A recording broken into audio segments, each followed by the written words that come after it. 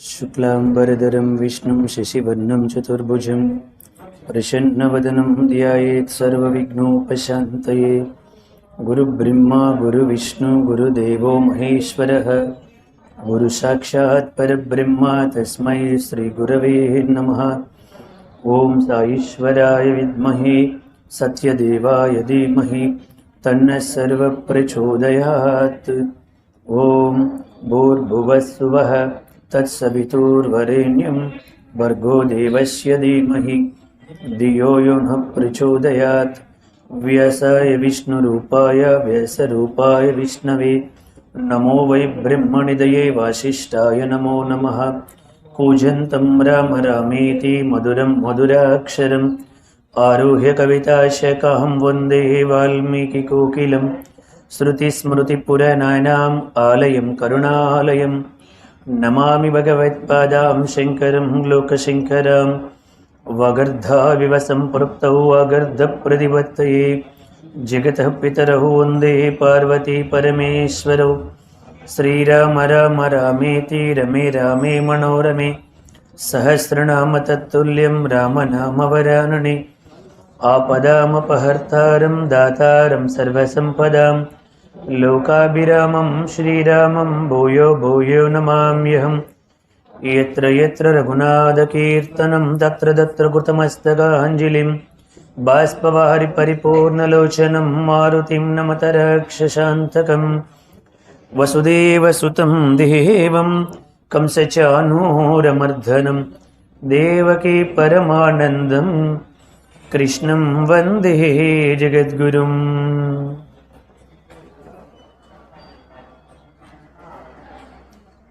आनंद सागर मुरलीधर मीरा प्रभु राधे श्याम वेणुगोपाल।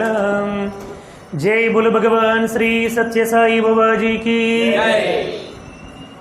స్వామివారి దివ్య అనుగ్రహం చేత శ్రీ సత్యసాయి అవతార వైభవ సప్తాహంలో భాగంగా ఈరోజు 6వ రోజుకి చేరుకున్నాం. ఈ 6 రోజులుగా సత్యసాయి బాబా వారు ఈ లోకానికి చేసినటువంటి అనేక గొప్ప కార్యక్రమాల గురించి, భక్తులలో తీసుకొచ్చినటువంటి మార్పు గురించి, వారిలో సేవ పట్ల కలిగించే ఆ యొక్క తపన గురించి, వాటన్నింటి గురించి మనం గత 5 రోజులుగా తెలుసుకుంటూ వచ్చాం. అట్లని స్వామివారు జీవితం అంతా చాలా హ్యాపీగా కొనసాగిపోయింది అనుకుంటే చాలా తప్పు. స్వామి చాలా సవాళ్ళు ఎదుర్కొన్నారు. చాలామంది విమర్శించే వాళ్ళు చాలా ఎక్కువ మంది ఉండేవారు. చాలామంది అత్యంత సన్నిహితంగా ఉంటూ కూడా స్వామిని విమర్శిస్తూ ఉండేవారు. ఆ విమర్శలన్నీ కూడా స్వామి తట్టుకుంటూ తన చేతిలో సర్వశక్తులు ఉన్నప్పటికీ కూడా ఏ రోజు కూడా ఎవరిని ఏమీ అనకుండా వారిలో మార్పు ఎప్పుడొస్తే అప్పుడే రానివ్వండి, అలా వచ్చినటువంటి మార్పే పర్మనెంట్గా ఉంటుంది తప్ప వేరే విధాలుగా వచ్చినటువంటి మార్పు పర్మనెంట్గా ఉండదని బాబావారు ఎప్పుడూ ఎవరిపైన కూడా తిరుగుబాటు చేయలేదు, ఎవరిని కూడా తిరిగి విమర్శించలేదు. ఆర్కే కరంజియా అని బ్లడ్ పత్రిక సంపాదకుడు ముంబైలో ఉండేవాడు. స్వామి అతనికి ఓన్ పేపర్ ఉంది మాట, చాలా పాపులర్ పేపర్ అది. స్వామి బొంబాయి చాలాసార్లు వెళ్ళారు. ఆ సమయంలో స్వామివారి దగ్గరికి లక్షల్లో భక్తులు వచ్చేవారు, లక్షల్లో. ముంబై స్టేడియంలో ఒకసారి 5 లక్షల మంది వచ్చారు, ఒకసారి 9 లక్షల మంది వచ్చారు స్వామివారు ప్రవచనానికి. మళ్ళీ మేధావులు ఉండేవారు, పెద్ద పెద్ద వాళ్ళందరూ కూడా ఉండేవారు, రాజకీయ నాయకులు ఉండేవారు, అందరూ ఉండేవారు. ఆయనకి హేతువాద లక్షణాలు ఉన్నటువంటి ఆర్కే కరంజియా వీళ్ళందరూ పిచ్చివాళ్ళు, ఆ సాయిబాబా చేస్తున్నవన్నీ కూడా తప్పు అంటూ బాబాకి వ్యతిరేకంగా ప్రతిరోజు హెడ్లైన్స్లో పేపర్లో రాసేవారు. ఏమని రాసేవారంటే, బాబా నిజమైన దేవుడే గనుక అయితే సకాలంలో వర్షాలు పడేటట్టుగా చేయొచ్చు కదా, బాబా నిజమైన దేవుడే అయితే అగ్ని ప్రమాదాలు జరగకుండా ఆపొచ్చు కదా, బాబా నిజమైన దేవుడే అయితే వరద ప్రమాదాలు రాకుండా ఆపొచ్చు కదా, బాబా నిజమైన దేవుడే అయితే అందరికీ కూడా సుభిక్షంగా సంతోషంగా ఉండేలాగా చేయొచ్చు కదా. ఇట్లా రకరకాల మంచి సెన్సేషనల్ టైటిల్స్ పెడుతూ అద్భుతంగా రాసేవాడు స్వామి. ఇది చాలా సంవత్సరాల పాటు నడిచింది. 1 రోజు 2 రోజులు, వారం రోజులు, 10 రోజులు కాదండి. రాసుకుంటూ వెళ్తే భక్తులందరూ స్వామి దగ్గరికి వెళ్ళారు. స్వామి, రాష్ట్రపతులు ఉన్నారు మీ భక్తులుగా, ప్రధానమంత్రులు ఉన్నారు, గొప్ప గొప్ప సైంటిస్టులు ఉన్నారు, మేధావులు ఉన్నారు, శ్రీమంతులు ఉన్నారు, అందరూ ఉన్నారు. మీరు ఒక్క మాట చెబితే మేము వాడికి కొంచెం బుద్ధి వచ్చేలాగా వాడికి మీ గురించి చెప్తాం స్వామి అన్నారు. ఎవరు? భక్తులు. స్వామి దగ్గరికి వెళ్ళి స్వామి అన్నారు, మీకంటే వాడే మంచి భక్తుడు అన్నారు స్వామి. స్వామి మీకంటే వాడే మంచి భక్తుడంటే వీళ్ళు ఆశ్చర్యపోయారు. స్వామి, వాడు రోజు మిమ్మల్ని తిడుతుంటే వాడు ఎట్లా భక్తుడయ్యాడు స్వామి అంటే, మీరు నా ఉపన్యాసాలు ఎక్కడ చెప్తున్నారు? సాయిరాం మందిరాల్లో చెప్తున్నారు, అంతేగా. అప్పట్లో సాయిరాం మందిరాలు లేకపోతే ఏ రామాలయాల్లోనూ, కృష్ణాలయాల్లోనూ, శివాలయాల్లోనూ భక్తులు భజన పెట్టుకొని అక్కడ చెప్పేవారు. ఎక్కడో సుబ్బారెడ్డి గారు లాంటి వాళ్ళు ఎవరో ఒకరు ఉంటే ఇలాగ ఎవరినో పిలిపిస్తే అక్కడ చెప్పారు, అంతేగా. మొత్తానికి భక్తుల దగ్గరే చెప్తున్నారు. వాడు ఆ పేపర్లో రాయడం వల్ల టీ కొట్ల దగ్గర నా చర్చే, టిఫిన్ బండి దగ్గర నా చర్చే, ట్రైన్లలోని, బస్సుల్లోని, విమానాల్లోని జన సమూహం ఎక్కడుంటే అక్కడంత పేపరు ఎంతమంది ఇంటికి చేరుతుందో, ఎన్ని జంక్షన్కి చేరుతుందో అక్కడంతా కూడా నన్నే స్మరించుకుంటున్నారు. కాబట్టి మీకంటే వాడే మంచి భక్తుడు అన్నారు బాబావారు. అంటే తనని విమర్శ చేసిన వాడిని కూడా స్వామి చిరునవ్వుతో దాన్ని అదే చిన్న పని, దాని గురించి ఎందుకు మీరు ఫీల్ అయిపోతారు అని వదిలేశారు స్వామి. అట్లా కొంతకాలం నడిచాక అతడికి ఎక్కడో ఆత్మ విమర్శ మొదలయ్యింది. చాలామంది పెద్ద పెద్ద వాళ్ళందరూ కూడా స్వామి అతడు భగవంతుడయ్యా, అవతార పురుషుడు అని చెప్పడం వల్ల సరే ఎందుకు ఒకసారి చూసొద్దాం మనమే అని పుట్టబర్తికి వచ్చాడు. కొంతమంది స్నేహితులతో ఒక లిస్ట్ రాసుకున్నాడు. సుమారు ఒక 150-200 ప్రశ్నలు రాసుకున్నాడు. భగవంతుడు అయితే ఇవన్నీ చేయొచ్చు కదా, మీ మీద మాకు ఉండే అనుమానాలు ఇవి అని రాసుకున్నాడు. స్వామి ఆయనకి ఇంటర్వ్యూ ఇచ్చారు. ఆయనతో పాటు వచ్చిన స్నేహితులు కూడా ఇంటర్వ్యూ గదిలోకి తీసుకెళ్లారు. స్వామి 2.5 గంటల పాటు ఇంటర్వ్యూ ఇచ్చారు. ఈయన వెళ్ళగానే ఇలా లోపల ఉన్నటువంటి ఆది స్వామి మీతో కొన్ని అవసరం లేదు, అది లోన పెట్టే అన్నారు స్వామి. స్వామి ఎప్పుడు మొదలుపెట్టారు, నువ్వేం రాసుకున్నావంటే సాయిబాబా దేవుడైతే అది చేయొచ్చు కదా, దేవుడైతే వర్షాలు సకాలంలో పడించవచ్చు కదా, దేవుడైతే అగ్ని ప్రమాదాల నుంచి కాపాడవచ్చు కదా, దేవుడైతే ఈ అనారోగ్యగ్రస్తులందరికీ రోగాన్ని కలిగించవచ్చు కదా, ఏమిటి రాశారో ఆర్డర్ ప్రకారంగా స్వామి మొత్తం చెప్పడం మొదలుపెట్టారు. ప్రతిదానికి జవాబు ఇచ్చారు స్వామి. దేవుడు పాత్ర ఇది కాదు నాయనా, ఆయన పాత్ర చాలా పెద్ద పాత్ర, అది నీకు నాకు అర్థమయ్యే పాత్ర కాదు, అల్పమైనటువంటి దృష్టితో చూస్తే అర్థమయ్యే పాత్ర కాదు, అది చాలా అగాధమైనటువంటిది, విశాలమైనటువంటిది, కొన్ని వేల సంవత్సరాల తర్వాతకి సరిపోయినటువంటిది. కాబట్టి అది ఇప్పుడు అల్పమైనటువంటి, తుచ్చమైనటువంటి, స్వార్థ స్వప్రయోజనాలతో కూడినటువంటి మనస్సుతో అది అర్థము కాదు అని చెప్పారు బాబావారు. చెబితే అప్పుడు ఆయనకి అలా స్వామి అన్నీ చెప్పేసరికి ఆయనకి మనస్సులో చాలా మార్పు వచ్చేసింది. స్వామి ఖచ్చితంగా భగవంతుడే అన్న నిర్ణయానికి వచ్చారు. ఎక్కడ కూడా సర్వశక్తులు ఉన్నప్పటికీ ఎక్కడా ప్రదర్శించకుండా, అన్నీ తెలిసినప్పటికీ ఇంత విమర్శించాడని స్పష్టంగా తెలిసినప్పటికీ ఎక్కడ కోపం మాట్లాడకుండా శాంతంగా ప్రేమగా ఆ మాట తీరు, ఆ యొక్క గాంభీర్యత, ఆ యొక్క తత్వం జ్ఞానము వీటన్నింటినీ పరిశీలించి స్వామి ఖచ్చితంగా అవతార పురుషుడే అనే నిర్ణయానికి వచ్చాడు ఆర్కే కరంజియా. అప్పుడు స్వామికి అడిగారు, స్వామి నాకు కూడా ఓంకారం ఉన్న ఒక ఉంగరాన్ని సృష్టించి ఇస్తే నేను ఎంతో సంతోషపడతాను స్వామి అని అడిగాడు చివరికి. అప్పుడు స్వామికి ఉంగరాన్ని సృష్టించి అతని మధ్య వేలుకు పెట్టారు. అక్కడ కూడా చూడండి, ఏ వేలుకి పెడితే ఈ ఉంగరం కరెక్ట్గా సరిపోతుందో కూడా బాబాకి తెలుసు అన్నమాట. ఇది ఏ వేలుకి పెట్టాలి అన్నంత స్పష్టత కూడా స్వామికి ఉంటుంది. అలా పెట్టారు. ఇంకా అక్కడి నుంచి ఆయన భక్తుడిగా మారిపోయి ఇంకా హెడ్లైన్స్లో విమర్శల బదులు స్వామివారి యొక్క గొప్పతనాన్ని చెప్పడం మొదలుపెట్టాడు. అవతార పురుషుడు ఆంధ్రప్రదేశ్లో అవతరించాడు, భారతదేశం ఎంతో పుణ్యము చేసుకుంది, భగవంతుడు భారతదేశంలో జన్మించాడు అంటూ మరలా హెడ్లైన్స్ అంతా మార్చేసి స్వామివారి గురించి చాలా అద్భుతంగా చెప్పడం మొదలుపెట్టాడు ఆర్కే కరంజ్య. ఇలా స్వామి ఎక్కడ తొందరపడకుండా, ఎవరు ఏమి విమర్శించినా ఏమి అనుకున్నా చాలా నెమ్మదిగా వారిలో ఎప్పుడు మార్పు తీసుకొని రావాలో అప్పుడే వచ్చారు తప్ప ఎక్కడ కూడా స్వామి తొందరపాటు ప్రదర్శించలేదు అన్నమాట. జై బోలో భగవాన్ శ్రీ సత్యసాయి బాబాజీకి. నిన్నటి రోజున ఎంఎస్ సుబ్బలక్ష్మి గారి గురించి చెప్పుకున్నాము. అలాగే జాన్ హిస్లాప్ గారి గురించి కూడా చెప్పుకున్నాము. అటల్ బిహారీ వాజ్పేయి గారి గురించి కూడా నిన్నటి రోజు చెప్పుకున్నాం. ఈరోజు మనము స్వామివారి చిరకాల భక్తురాలు, చాలా గొప్ప ఫెమిలియర్ హీరోయిన్ అయినటువంటి అంజలీదేవి గారి గురించి తెలుసుకునే ప్రయత్నం చేద్దాం.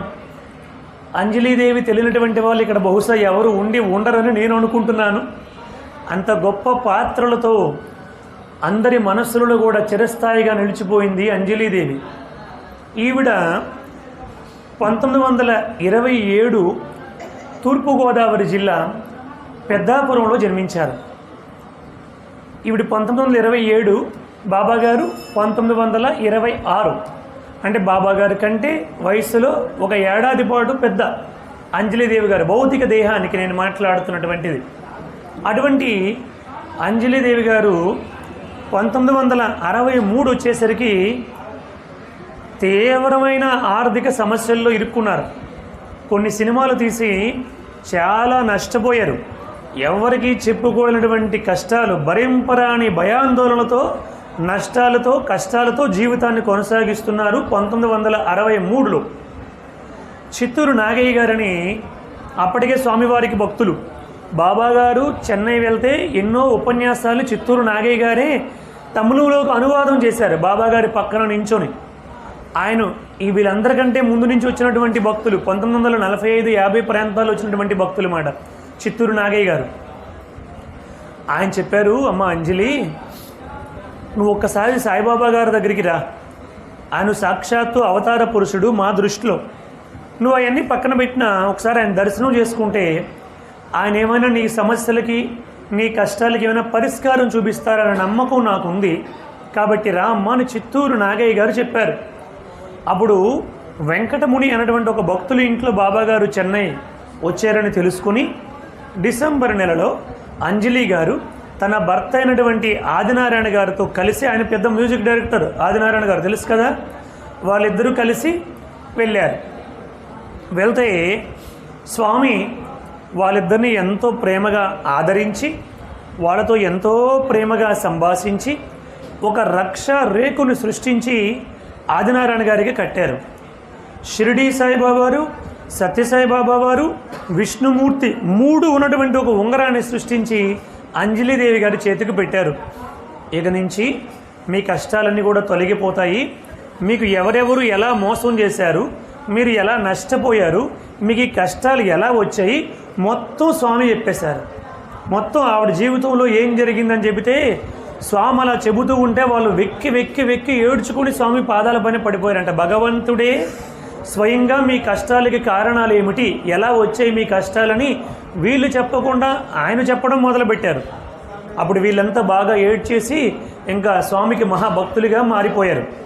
ఆ తర్వాత చాలా కాలం పాటు స్వామి ఎక్కడుంటే అక్కడికి వస్తూ ఉండేవారు. నెమ్మదిగా వాళ్ళ కష్టాలని తగ్గుముఖం పట్టడం మొదలుపెట్టాయి. చాలా మంచి మంచి సినిమాలన్నీ కూడా వాళ్ళు తీశారు. స్వామి యొక్క దివ్య అనుగ్రహానికి పాత్రులు అయ్యారు. ఒకసారి ఎంత సన్నిహితం అయ్యారంటే అంజలి గారి 2వ అబ్బాయి పరీక్షల్లో ఫెయిల్ అయ్యి ఇంటికి వస్తే వాళ్ళ అమ్మ నాన్న కొడతారని ఎక్కడికో పారిపోయాడు. ఎక్కడికి వెళ్ళాడో తెలియదు. చాలా భయాందోళనకు గురయ్యి స్వామివారి దగ్గరికి వచ్చారు అంజలి గారు. స్వామి చెప్పారు, వాడి పరీక్షల్లో ఫెయిల్ అయ్యాడని, మీరు కొడతారని, మీకు ఒక పాత ఇల్లు ఉంది కదా, ఇప్పుడు మీరు కొత్త ఇంట్లో ఉంటున్నారు, ఆ పాత ఇంట్లో దాక్కున్నాడు, వెళ్ళి తెచ్చుకోండి అని చెప్పారు స్వామి. అప్పుడు వెళ్ళి ఒరే కొట్టం రారా బాబు, మళ్ళీ చదువుకుందువు అని తీసుకొని వచ్చారు. ఆ తర్వాత స్వామి అన్నారు, వాడు బాగా చదవట్లేదని నువ్వేం బాధపడొద్దు, భవిష్యత్తులో నీ కొడుకు కోడలు ఇద్దరు కూడా డాక్టర్లు అవుతారు అని చెప్పారు బాబావారు. ఆ ప్రకారంగానే కొడుకు కోడలు ఇద్దరు కూడా డాక్టర్లు అయ్యారు. స్వామి ఆశీస్సులతో భక్త తుకారాం సినిమా తీశారు అంజలి గారు. ఆ సినిమా సెన్సేషనల్ హిట్ అయిపోయింది. చాలా గొప్ప కీర్తి వచ్చింది, గొప్ప సంపద కూడా వచ్చింది. వీళ్ళ తాలూకు ఆర్థిక సమస్యలు నెమ్మదిగా కూడా తొలగిపోయాయి.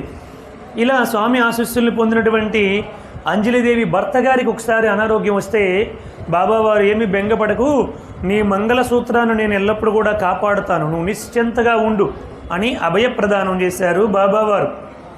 మరొకసారి గుండెపోటు వస్తే పుట్టభర్తకి వెళ్తే స్వామివారు ఒక యాపిల్ పండు సృష్టించి ఇది పట్టుకెళ్ళి నీ భర్తకి ఇవ్వు అన్నారు. స్వామి నీళ్ళు కూడా తాగలేకపోతున్నారు స్వామి, ఈ యాపిల్ పండు ఎలా తింటారంటే జ్యూస్ చేసి ఇవ్వు, పర్వాలేదు తాగుతారు వెళ్ళు అని చెప్పారు స్వామి. అంతే, ఆ యాపిల్ పండు తీసుకొని వెళ్ళి జ్యూస్ చేసి ఇస్తే మొత్తం తాగేసి ఆదినారాయణ గారు యథావిధిగా లేచిపోయి ఆయన పనులన్నీ ఆయన చేసుకున్నారన్నమాట. ఇలా స్వామి అనేక సందర్భాల్లో రక్షించారు. వీళ్ళిద్దరు కూడా స్వామివారి ముందు గొప్ప గొప్ప మంచి కంపోజిషన్స్తో మంచి పాటలు, చాలా సినిమా డైరెక్టర్స్, మ్యూజిషియన్స్ కాబట్టి చాలా గొప్ప కార్యక్రమాలు స్వామివారి ముందు అనేక పుట్టినరోజులకి, దసరా నవరాత్రులకి, శివరాత్రికి, వినాయక చవితికి, గురు పౌర్ణమికి ఇలా అనేక సందర్భాలలో స్వామివారి దగ్గర చాలా గొప్ప సంగీత కచేరీలు, మంచి కార్యక్రమాలు చేశారన్నమాట. తర్వాత ఒకసారి ఈవిడికి రాజమండ్రిలో తులాభారం వేస్తామన్నారు. ఒక సినిమా చాలా కాలం పాటు ఆడింది, అందుకని తులాభారం వేస్తామని ఆ ఫ్యాన్స్ అసోసియేషన్ వాళ్ళందరూ వచ్చి చెప్పారు. అప్పుడు ఈవిడి ప్రతిదీ స్వామికి అడిగి చేసేవారన్నమాట. ఈవిడి పుట్టపర్తి వచ్చి, స్వామి ఇలా రాజమండ్రిలో తులాభారం వేస్తామంటున్నారు, నాకు అటువంటివన్నీ ఇష్టం లేదు స్వామి అంటే, వెళ్ళు పర్వాలేదు, సినిమాల్లో ఇవన్నీ తప్పదు అన్నారు స్వామి. ఏమిటో స్వామి ఈ తులాభారాలు ఇవన్నీ నాకు నచ్చదంటే, వెళ్ళు, వాళ్ళు నీ కడుపు కోస్తారులే అన్నారు స్వామి. ఇదేదో జనరల్గా స్వామి అన్నారు అనుకున్నారు. ఆవిడ వెళ్ళారు, అక్కడ కార్యక్రమం ఫంక్షన్ అంతా అయ్యింది. ఆవిడ ఉపన్యాసాలు, సన్మానాలు, పేరు ప్రఖ్యాతులు, ప్రశంసా పత్రాలు అన్నీ అయిపోయేవి. ఆవిడ తిరిగి వచ్చేసరికి ఆవిడకి విపరీతమైనటువంటి అపెండిసైడ్స్, 24 గంటల నొప్పి అంటాం మనం, ఆ తీవ్రమైనటువంటి నొప్పి వచ్చింది. నొప్పి వస్తే వెంటనే హాస్పిటల్కి తీసుకెళ్ళి ఆపరేషన్ చేశారు. 3 నెలల తర్వాత మరలా పుట్టపర్తికి వచ్చారు. ఇలా బాబా తనని పుట్టపర్తికి రాగానే స్వామి అన్నారు, నీకు అప్పుడే చెప్పానుగా వాళ్ళని కడుపు కోసి పంపిస్తారని, కడుపు కోసారా అన్నారు స్వామి. స్వామి మీరు ఏదో మామూలుగా అన్నారు అనుకున్నాను స్వామి, నాకు లోపల ఇంత ప్రమాదం ఉందని తెలియలేదు అన్నారు. అలా స్వామితో ఎంతో సన్నిహితంగా గడిపినటువంటి ధన్యజీవి అంజలిదేవి గారు స్వామివారి దగ్గరికి వెళ్ళి ఎన్నోసార్లు సినిమా తీస్తానని అడిగారు. స్వామివారి జీవిత చరిత్ర మీద, స్వామి సినిమా తీస్తాను స్వామి నాకు అనుమతించండి ఎంతో ప్రార్థించారు. వద్దు మీ సినిమాలన్నీ కూడా ట్రిక్స్, ఆ ట్రిక్స్ ఏవి కూడా వద్దంటే వద్దని స్వామి అలా 1963 నుంచి అడుగుతూ ఉంటే 1997లో అంగీకరించారు. అది కూడా ఏమిటి, ఒక సీరియల్ తీయడానికి అంగీకరించారు. స్వామివారే మొత్తం తన జీవిత చరిత్ర అంతా కూడా ఎక్కడా పొరపాటు లేకుండా స్వామివారే మొత్తం చెప్పారు. 1997లో స్వామి దయతో షిరిడీ సాయి పర్తి సాయి దివ్య కథ, ఏం పేరండి, షిరిడీ సాయి పర్తి సాయి దివ్య కథ అనే ఒక సీరియల్ని స్వామివారు తీయడానికి అనుమతించారు. అంజలి బ్యానర్స్పై తీశారన్నమాట. 10 గంటల 30 నిమిషాలు, 10:30 గంటలన్నమాట మొత్తం స్వామివారి చరిత్ర అంతా కూడా కొన్ని భాగాలుగా కట్ చేసి సీరియల్గా టెలికాస్ట్ చేశారు. ఇప్పుడు మీరు యూట్యూబ్లో కొడితే వస్తుంది, 14 ఎపిసోడ్స్ కింద ఉంది. అది మీరు చూడాలనుకున్నటువంటి వాళ్ళు షిరిడీ సాయి పర్తి సాయి దివ్య కథ అని ఉంటుంది. అది బాబావారు స్వయంగా చెప్పినటువంటిది. ఇంకా అందులో ఎక్కడ ఎవరి సొంత తెలివితేటలు ఉండవన్నమాట. ప్రతి చిన్న విషయాన్ని కూడా బాబావారే చెప్పారన్నమాట. షిరిడీ సాయి పర్తి సాయి దివ్య కథ ఇది 1998లో ప్రారంభమయ్యింది. పుట్టపర్తిలోనే గోకులం, స్వామివారికి పుట్టపర్తిలో గోకులం ఉంది. 1975లో ఏర్పాటు చేశారు ఆ గోకులాన్ని. దాదాపు ఒక 500 నుంచి 800 దాకా గోవులు అందులో ఉంటాయి. అక్కడ గోకులం దగ్గర బాబావారు ప్రారంభించారన్నమాట దగ్గరుండి ఈ యొక్క సీరియల్ని 1998లో. 1999 గురు పౌర్ణమికి ఈ సీరియల్ పూర్తయింది. 10 గంటల 30 నిమిషాలు ఉండే ఈ సీరియల్ అంజలి గారు స్వామివారి అమ్మ పాత్రని పోషించారు. అంతవరకు ఎన్నో పాత్రలు పోషించారు ఆవిడ. తన ఆఖరి కోరికగా స్వామివారికి అడిగి స్వామివారి అమ్మ పాత్రని అడిగి పోషించారు అంజలీదేవి గారు. ఈశ్వరమ్మ గారి పాత్రని అంజలి గారు పోషిస్తే స్వామివారి తల్లి పాత్ర పెదవెంకమరాజు గారి పాత్రని కాంతారావు గారు వేశారు. స్వామివారి తాతగారి పాత్రని కొండమరాజు గారి పాత్రని గుమ్మడి గారు వేశారు. స్వామివారికి విద్యాబుద్ధులు నేర్పించినటువంటి గురువు గారి పాత్రని తనిఖీల భరణి గారు వేశారు. ఇంకా షావుకారు జానకి గారు కూడా ఈ చరిత్ర మొత్తాన్ని చెబుతూ షావుకారు జానకి గారు కూడా వేశారు. పి సుశీల గారు ఆ పాట అంతా కూడా చాలా అందులో పాటలన్నీ కూడా పాడారు. ఎస్పి బాలసుబ్రహ్మణ్యం గారు చాలా పాటలు పాడారు. ఇలా గొప్ప వాళ్ళందరూ కూడా అందులో ఉన్నారు. షిరిడి సాయి, పర్తి సాయి, దివ్య కథ.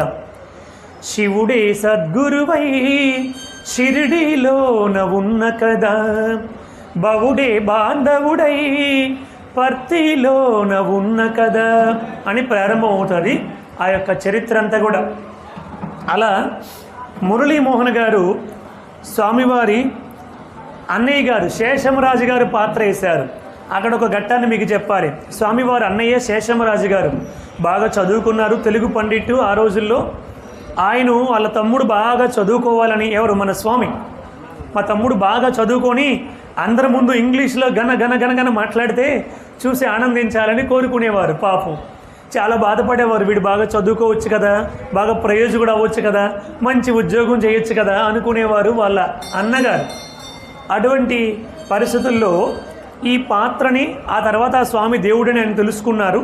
కానీ చిన్నప్పుడు మాత్రం చాలా స్ట్రిక్ట్గా ఉండేవారు. ఎప్పుడు చదువు అంటే చదువే అంటూ చాలా కోపంగా ఉండేవారు. ఇప్పుడు ఈ పాత్రను ఎవరు వేశారు? మురళీమోహన్ గారు వేశారు. స్వామి ఆ భక్తులందరితో కూడా మాట్లాడారు. మురళీమోహన్ గారిని కూడా పిలిచారు.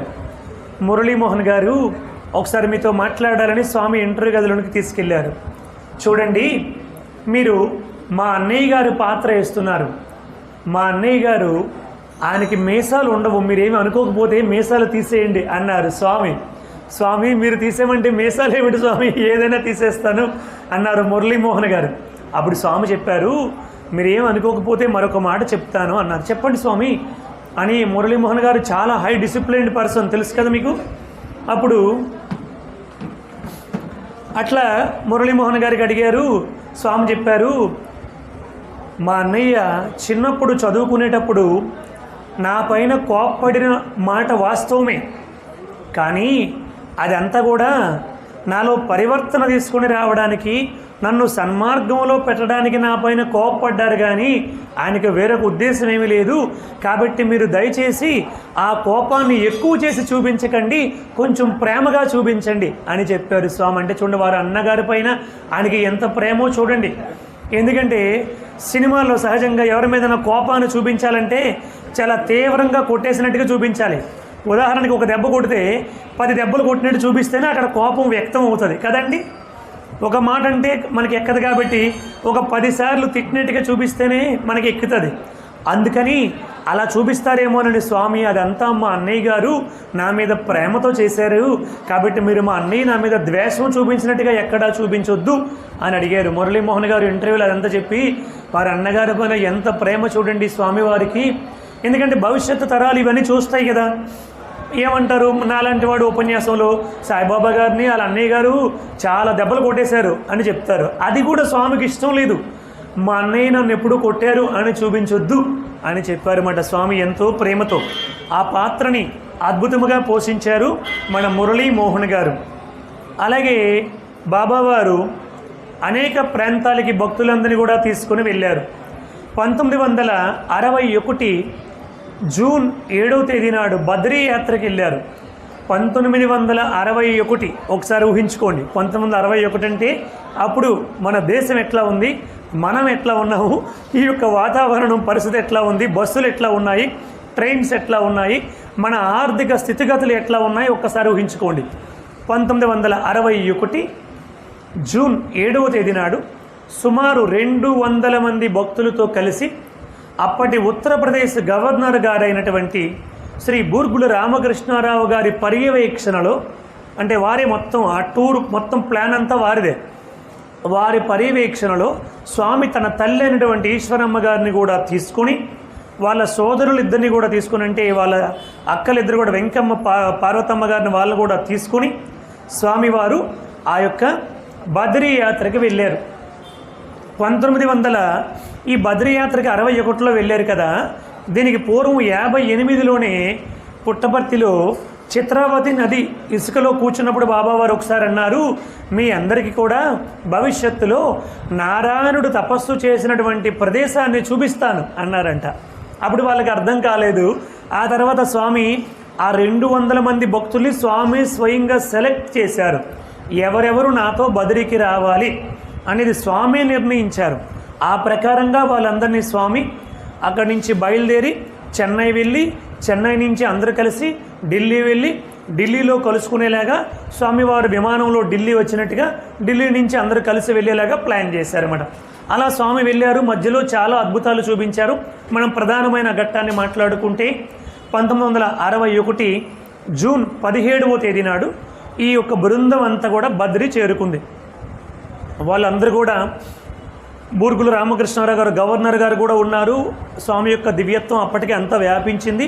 అక్కడ ఉన్నటువంటి ఆలయ కమిటీ వారు మరియు పెద్దలు అందరూ కూడా వచ్చి స్వామివారిని ఆహ్వానం పలికారు. స్వామి అన్నారు, లేదు లేదు, నేను వస్తే మిగతా భక్తులకి ఇబ్బంది కలుగుతుంది, కాబట్టి మీరు గుడి ఎన్ని గంటలకు మూసేస్తారు అని అంటే 9 గంటలకి స్వామి అంటే, అయితే నేను అప్పుడే వస్తాను అన్నారు స్వామి. పర్వాలేదు స్వామి, భక్తులకి ఏమి ఇబ్బంది కలగదు, భక్తులందరూ కూడా మిమ్మల్ని దర్శనం చేసుకుంటారు స్వామి అంటే, అట్లయితే రేపు ఉదయం వస్తాను, 7 గంటలకు వస్తాను అని స్వామి అన్నారు. ఆ రోజు 7 గంటలకి జూన్ 17వ తేదీ నాడు స్వామివారి దగ్గరికి 7:15 స్వామి ఉన్నటువంటి ఆ ధర్మశాల దగ్గరికి ఆలయ కమిటీ వారు, ప్రధాన అర్చకులు అందరూ కూడా వచ్చి స్వామివారికి స్వాగతం పలికారు. స్వామివారు ఈ యొక్క బూర్గుల రామకృష్ణారావు గారు, తల్లి అయినటువంటి ఈశ్వరమ్మ, సోదరి, మిగతా భక్తులు అందరితో కలిసి ఆలయంలోనికి ప్రవేశం చేసుకుంటూ వెళ్ళారు.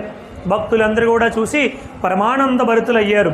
ఆ యొక్క స్వామి ముగ్ధ మనోహర రూపాన్ని చూసి అందరూ సంతోషపడ్డారు. లోపలికి వెళ్ళిన వెంటనే స్వామి ఇలా ఒక్కసారి హస్తచాలనం చేశారు. అంతే, ఇలా తిప్పగానే చతుర్భుజాలతో శంఖము, చక్రము, గద, పద్మము ధరించినటువంటి ఆ యొక్క నారాయణుడు యొక్క విగ్రహం స్వామివారి చేతిలో ప్రత్యక్షమయ్యింది. మీరు యూట్యూబ్లో కొడితే ఇప్పుడు కూడా ఆ వీడియో ఉంది, ఆ ఫొటోస్ కూడా ఉన్నాయి. భగవాన్ శ్రీ సత్యసాయి బాబా వారు బద్రీ యాత్ర అని కొట్టాలన్నమాట. కొడితే మొత్తం వచ్చేస్తుంది. స్వామి సృష్టించి అక్కడ ఉన్నటువంటి ఒక వెండి పల్లెము, ఇంత పల్లెము ఉంటే ఆ పల్లెములో పెట్టారు స్వామి ఆ యొక్క విగ్రహాన్ని. మళ్ళీ స్వామి ఒక్కసారి ఇలా తిప్పారండి, మరల చెయ్యిలా తిప్పారు. అందరి ముందు తిప్పేసరికి 1000 రేకులు ఉన్నటువంటి ఒక బంగారపు పద్మం వచ్చింది. ఆ పద్మాన్ని అక్కడ పెట్టి ఆ పద్మములో ఈ యొక్క నారాయణ స్వామి వారి యొక్క విగ్రహాన్ని పెట్టారు. పెట్టిన తర్వాత స్వామి మరల అందరూ చూస్తూ ఉండగా ఒక్కసారి చెయ్యి ఇట్లా పైకెత్తి ఇట్లా తిప్పారు. జ్యోతిర్లింగం వచ్చి ప్రత్యక్షమైంది స్వామివారి చేతిలో. ఆ జ్యోతిర్లింగాన్ని అందరికీ చూపించి ఆ పద్మం మధ్యలో పెట్టారు. తర్వాత 9:30 గంటలకి స్వామి ఆ యొక్క లింగాన్ని చూపించి, ఇదే ఆదిశంకరాచార్యులు కైలాసం నుంచి తీసుకుని వచ్చినటువంటి నేత్రలింగము ఇదే అని చెప్పారు స్వామివారు. స్వామివారికి ఒకసారి గట్టిగా కరతాళధ్వనులు చేయండి. జై బోలో భగవాన్ శ్రీ సత్యసాయి బాబాజీకి. అట్లా స్వామివారు ఇదే ఆదిశంకరాచార్యులు కైలాసం నుంచి తీసుకుని వచ్చినటువంటి నేత్రలింగము. ఆ లింగంలో స్పష్టంగా నేత్రం కూడా కనిపిస్తుంది. మీరు యూట్యూబ్లో చూసి జూమ్ చేసి చూస్తే మనకి కూడా కనిపిస్తుంది అన్నమాట. అట్లా స్వామివారు సృష్టించారు. ఇంకా అందరు కూడా దర్శనం చేసుకున్నారు. దర్శనం చేసుకున్న తర్వాత స్వామివారు మరలా యథావిధిగా ధర్మశాలకు వెళ్ళిపోయారు. అక్కడ అంతవరకు హరహర మహాదేవ్ అన్నటువంటి నామముతో మారుమోగిపోయేది. కానీ స్వామివారి యొక్క ఈ దివ్య మహత్యాన్ని చూసిన తర్వాత అందరూ కూడా జై బోలో భగవాన్ శ్రీ సత్యసాయి బాబాజీకి అంటూ బాబావారికి జై జై ధ్వానాలు చేయడం మొదలుపెట్టారు. ఎక్కడెక్కడో తపస్సు చేసుకున్నటువంటి సాధువులు, గురువులు, పండితులు అందరూ కూడా అక్కడికి వచ్చారు. స్వామివారు దివ్య దర్శనాన్ని చేసుకుంటూ ఉన్నారు. స్వామివారు ఇంకా అక్కడ ఎక్కువసేపు ఉంటే భక్తులకి ఇబ్బంది కదా అని తన ధర్మశాలకి తనకి ఇచ్చినటువంటి ఆ ఇంటి దగ్గరికి వెళ్ళిపోయారు. భక్తులందరూ అక్కడికి వచ్చారు. ఈ 200 మంది భక్తులతో పాటు అనేక మంది భక్తులందరూ కూడా అక్కడికి రావడం మొదలుపెట్టారు. అప్పుడు స్వామివారు ఒక వెండి పాత్రను సృష్టించారు. ఆ వెండి పాత్రలోనికి మానస గంగను తీసుకొచ్చారు స్వామి. తీసుకొని వచ్చి మరలా ఆ నేత్రలింగం అక్కడ పెట్టారు కదా, ఆ నేత్రలింగానికి స్వామివారే స్వయంగా అభిషేకం చేయించారు. అభిషేకం చేస్తూ మరలా స్వామి ఒక్కసారి ఇట్లా చేయి తిప్పారు. తిప్పేసరికి 108 వెండి బిల్వపత్రాలు సృష్టించారు స్వామి. 108 వెండి బిల్వపత్రాలతో అభిషేకము పూజ చేయించారు. మరలా స్వామి ఆఖరిలో ఒకసారి ఇట్లా తిప్పారు. ఇప్పటికి కూడా స్వామివారు లేటెస్ట్ కొంచెం ముందు స్వామివారు దేహాన్ని విడిచిపెట్టే ముందు వేద పురుష సప్తాహ జ్ఞానయజ్ఞం 2010లోని 2009లోని 2008లోని పుట్టపర్తిలో మీరు చూస్తే ఆ ముగింపు పూర్ణాహుతికి స్వామి తప్పకుండా అందులో ఏమి వెయ్యాలో వాటన్నింటినీ సృష్టించి కొన్ని వందల వస్తువులు స్వామి ఇట్లా వేసేసేవారు అన్నమాట. అంతే అట్లా 108 తాజా తుమ్మి పువ్వులు సృష్టించారు స్వామివారు. వాటితో కూడా శివుడికి ఇష్టమైనటువంటి ఆ తుమ్మి పువ్వులతో పూజ చేయించారు. అప్పుడు అంతా పూజ పూర్తయిన తర్వాత స్వామివారు అందరికీ కూడా ఆ తీర్థాన్ని 200 మంది దగ్గరికి వెళ్ళి నోరు తెరవమని వారి నోట్లో స్వామివారే ఆ యొక్క తీర్థాన్ని వేశారు. అప్పుడు అందరూ కూడా చాలా సంతోషపడ్డారు. అప్పుడు స్వామి చూస్తూ ఉండగా ఆ లింగానికి ఒక్కసారి ఆజ్ఞ ఇచ్చారు. ఒక పెద్ద శబ్దం అయింది. జుమ్ అనుకుంటూ ఆ లింగం పైకి లేచిపోయి అందరూ చూస్తూ ఉండగా వెళ్ళిపోయింది. స్వామి అన్నారు, ఇది ఆది శంకరాచార్యులు ఎక్కడ ప్రతిష్టాపన చేశారో మరలా అక్కడికే వెళ్ళిపోయింది అన్నారు. భగవాన్ శ్రీ సత్యసాయి బాబా వారు చూడండి, ఆయన ఎక్కడ ప్రతిష్ఠించారో అక్కడి నుంచి తీశాను మీకు చూపించడానికి, మరలా అక్కడికే వెళ్ళిపోయింది అని చెప్పారు బాబావారు. అంటే 1200 సంవత్సరాల క్రిందట ఆది శంకరాచార్యులు ఎక్కడ ప్రతిష్ఠించారో మరలా అక్కడి నుండి తెప్పించి మరలా అక్కడికే పంపించేశారు సత్యసాయి పరమాత్ముడు. తర్వాత స్వామి వీళ్ళందరినీ కూడా బ్రహ్మ కపాలానికి తీసుకెళ్లారు. చూడండి, స్వామి ఎక్కడ కూడా సనాతన ధర్మానికి ఎంత పెద్దపీట వేస్తారో చూడండి. అందరికీ తీసుకుని వెళ్ళి ఈ బ్రహ్మ కపాలములో మీ పూర్వీకులందరికీ కూడా తర్పణాలు ఇవ్వండి. మీ ఇంట్లో మీ అమ్మగారో మీ నాన్నగారో మీ తాతగారో మీ ముత్తాతగారులకు కాదు, మీ స్నేహితులు ఎవరైనా ఉంటే వాళ్ళ పేర్లు కూడా చెప్పుకోండి. మీ శత్రువులు ఎవరైనా చనిపోతే వాళ్ళకి కూడా తర్పణాలు ఇవ్వండి అన్నారండి బాబావారు. శత్రువులకు కూడా తర్పణం ఇవ్వండి అన్నారు. అలా అంటూ స్వామి ఒకసారి అక్కడ అలకనంద ప్రవహిస్తుంటుంది బ్రహ్మకపాలం దగ్గర, అక్కడికి వెళ్ళారు. ఒక పాత్రను సృష్టించారు. దాంతో ఇలా నీళ్లు తీయగానే ఒక ఓంకార ఆకారంతో ఉన్నటువంటి విభూది పండు ఒకటి వచ్చింది.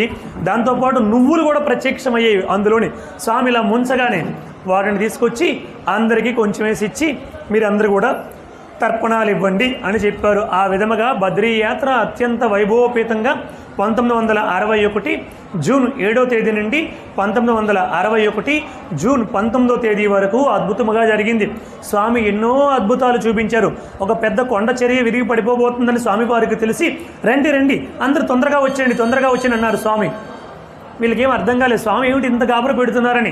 అందరి యువతలకు వచ్చేసాక స్వామి ఆ కొండ వైపు చూసి ఇప్పుడు పడు అన్నారు స్వామి. అంతే, ఆ కొండ మొత్తం కూడా పడిపోయింది అన్నమాట. అలా పెద్ద కొండ చర్య అంతా కూడా కింద పడిపోయింది. ఇలా అనేక సందర్భాల్లో తన దివ్యత్వాన్ని స్వామి భక్తాదులందరికీ కూడా చూపిస్తూ వాళ్ళందరినీ పరమానంద భరితులు చేశారు. జై బోలో భగవాన్ శ్రీ సత్యసాయి బాబాజీకి. అలాగే స్వామివారి తండ్రి పాత్ర వేసినటువంటి పెద వెంకమరాజు స్వామివారి తండ్రి పేరు. ఆ పాత్రను ఎవరు వేశారంటే టిఎల్ కాంతారావు గారు వేశారు. మన సినిమా మనకి అర్థం అవ్వాలంటే కత్తి కాంతారావు గారు అంటాం మనందరం కూడా. కత్తి యుద్ధానికి చాలా ప్రాముఖ్యత పొందినటువంటి పేరు పొందినటువంటి హీరో కత్తి కాంతారావు గారు. ఈ కాంతారావు గారు 1970లో బాబావారి దర్శనాన్ని చేసుకున్నారు. అతనికి 4 కొడుకులు, 1 కూతురు కాంతారావు గారికి. ఆ కూతురికి ఈ పేక నిలబడేది కాదు, ఈ మెల్ల ఇలా పడిపోతూ ఉండేవి. చాలా అనారోగ్యమైనటువంటి సమస్యలు ఉన్నాయి. అందుకోసం అంజలీదేవి గారికి స్వామి కాపాడారు. చిత్తూరు నాగయ్య గారు చెప్పారు కాబట్టి నా కూతురికి కూడా స్వామి ఏదైనా సహాయం చేయకపోతారని స్వామి వారి దగ్గరికి వెళ్ళారు. కానీ స్వామి ఈయనకి అంత తొందరగా ప్రసన్నం కాలే. ఒక 2-3 సార్లు వచ్చినంత వరకు స్వామి మాట్లాడలేదు, ఏ అనుగ్రహాన్ని ప్రసాదించలే.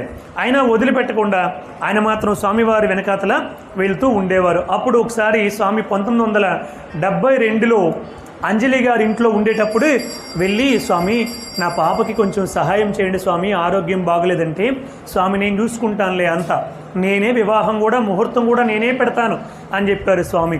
అమ్మ స్వామి వివాహానికి కూడా ముహూర్తం పెడతానంటే ఈ పాప అప్పటి వరకు గ్యారంటీగా బ్రతుకుంటుంది అనుకున్నారు కాంతారావు గారు. అలా చక్కగా అప్పటి నుంచి తరచూ స్వామివారు చెన్నైలో ఉంటే చెన్నై ఎక్కువ వెళ్ళేవారు స్వామివారు. చెన్నైలో ఎక్కడున్నా ఇల్లు దర్శనం చేసుకునేవారు. ఆయన బెంగళూరులో ఉన్నా బొంబాయిలో ఉన్నా ఎక్కడున్నా తరచూ వెళ్ళి దర్శనం చేసుకుంటూ ఉండేవారు. ఒకసారి 73లో కాకినాడలో ఒక సముద్రంలో ఒక షూటింగ్ జరుగుతుంది కాంతారావు గారికి. బోట్ చేజింగ్ అన్నమాట, బోట్లు ఒకరినొకరు ఫైటింగ్ అన్నమాట, బోట్ ఫైటింగ్. జరుగుతూ ఉంటే అనుకోకుండా లోపలికి వెళ్ళాక చాలా తీవ్రమైనటువంటి గాలి వేసేసి ఒక తుఫాను గాలి అనుకోకుండా వీళ్ళు ఊహించిన దానికంటే చాలా తొందరగా వేగవంతంగా రావడం వల్ల ఆ బోట్ అంతా కూడా చాలా అతలాకుతలం అయిపోయింది. కాంతారావు గారు అసలు ఎవరు ఎక్కడ పడిపోయారు ఎవరికి అర్థం కాలేదు, మొత్తానికి రక్షించబడ్డారు.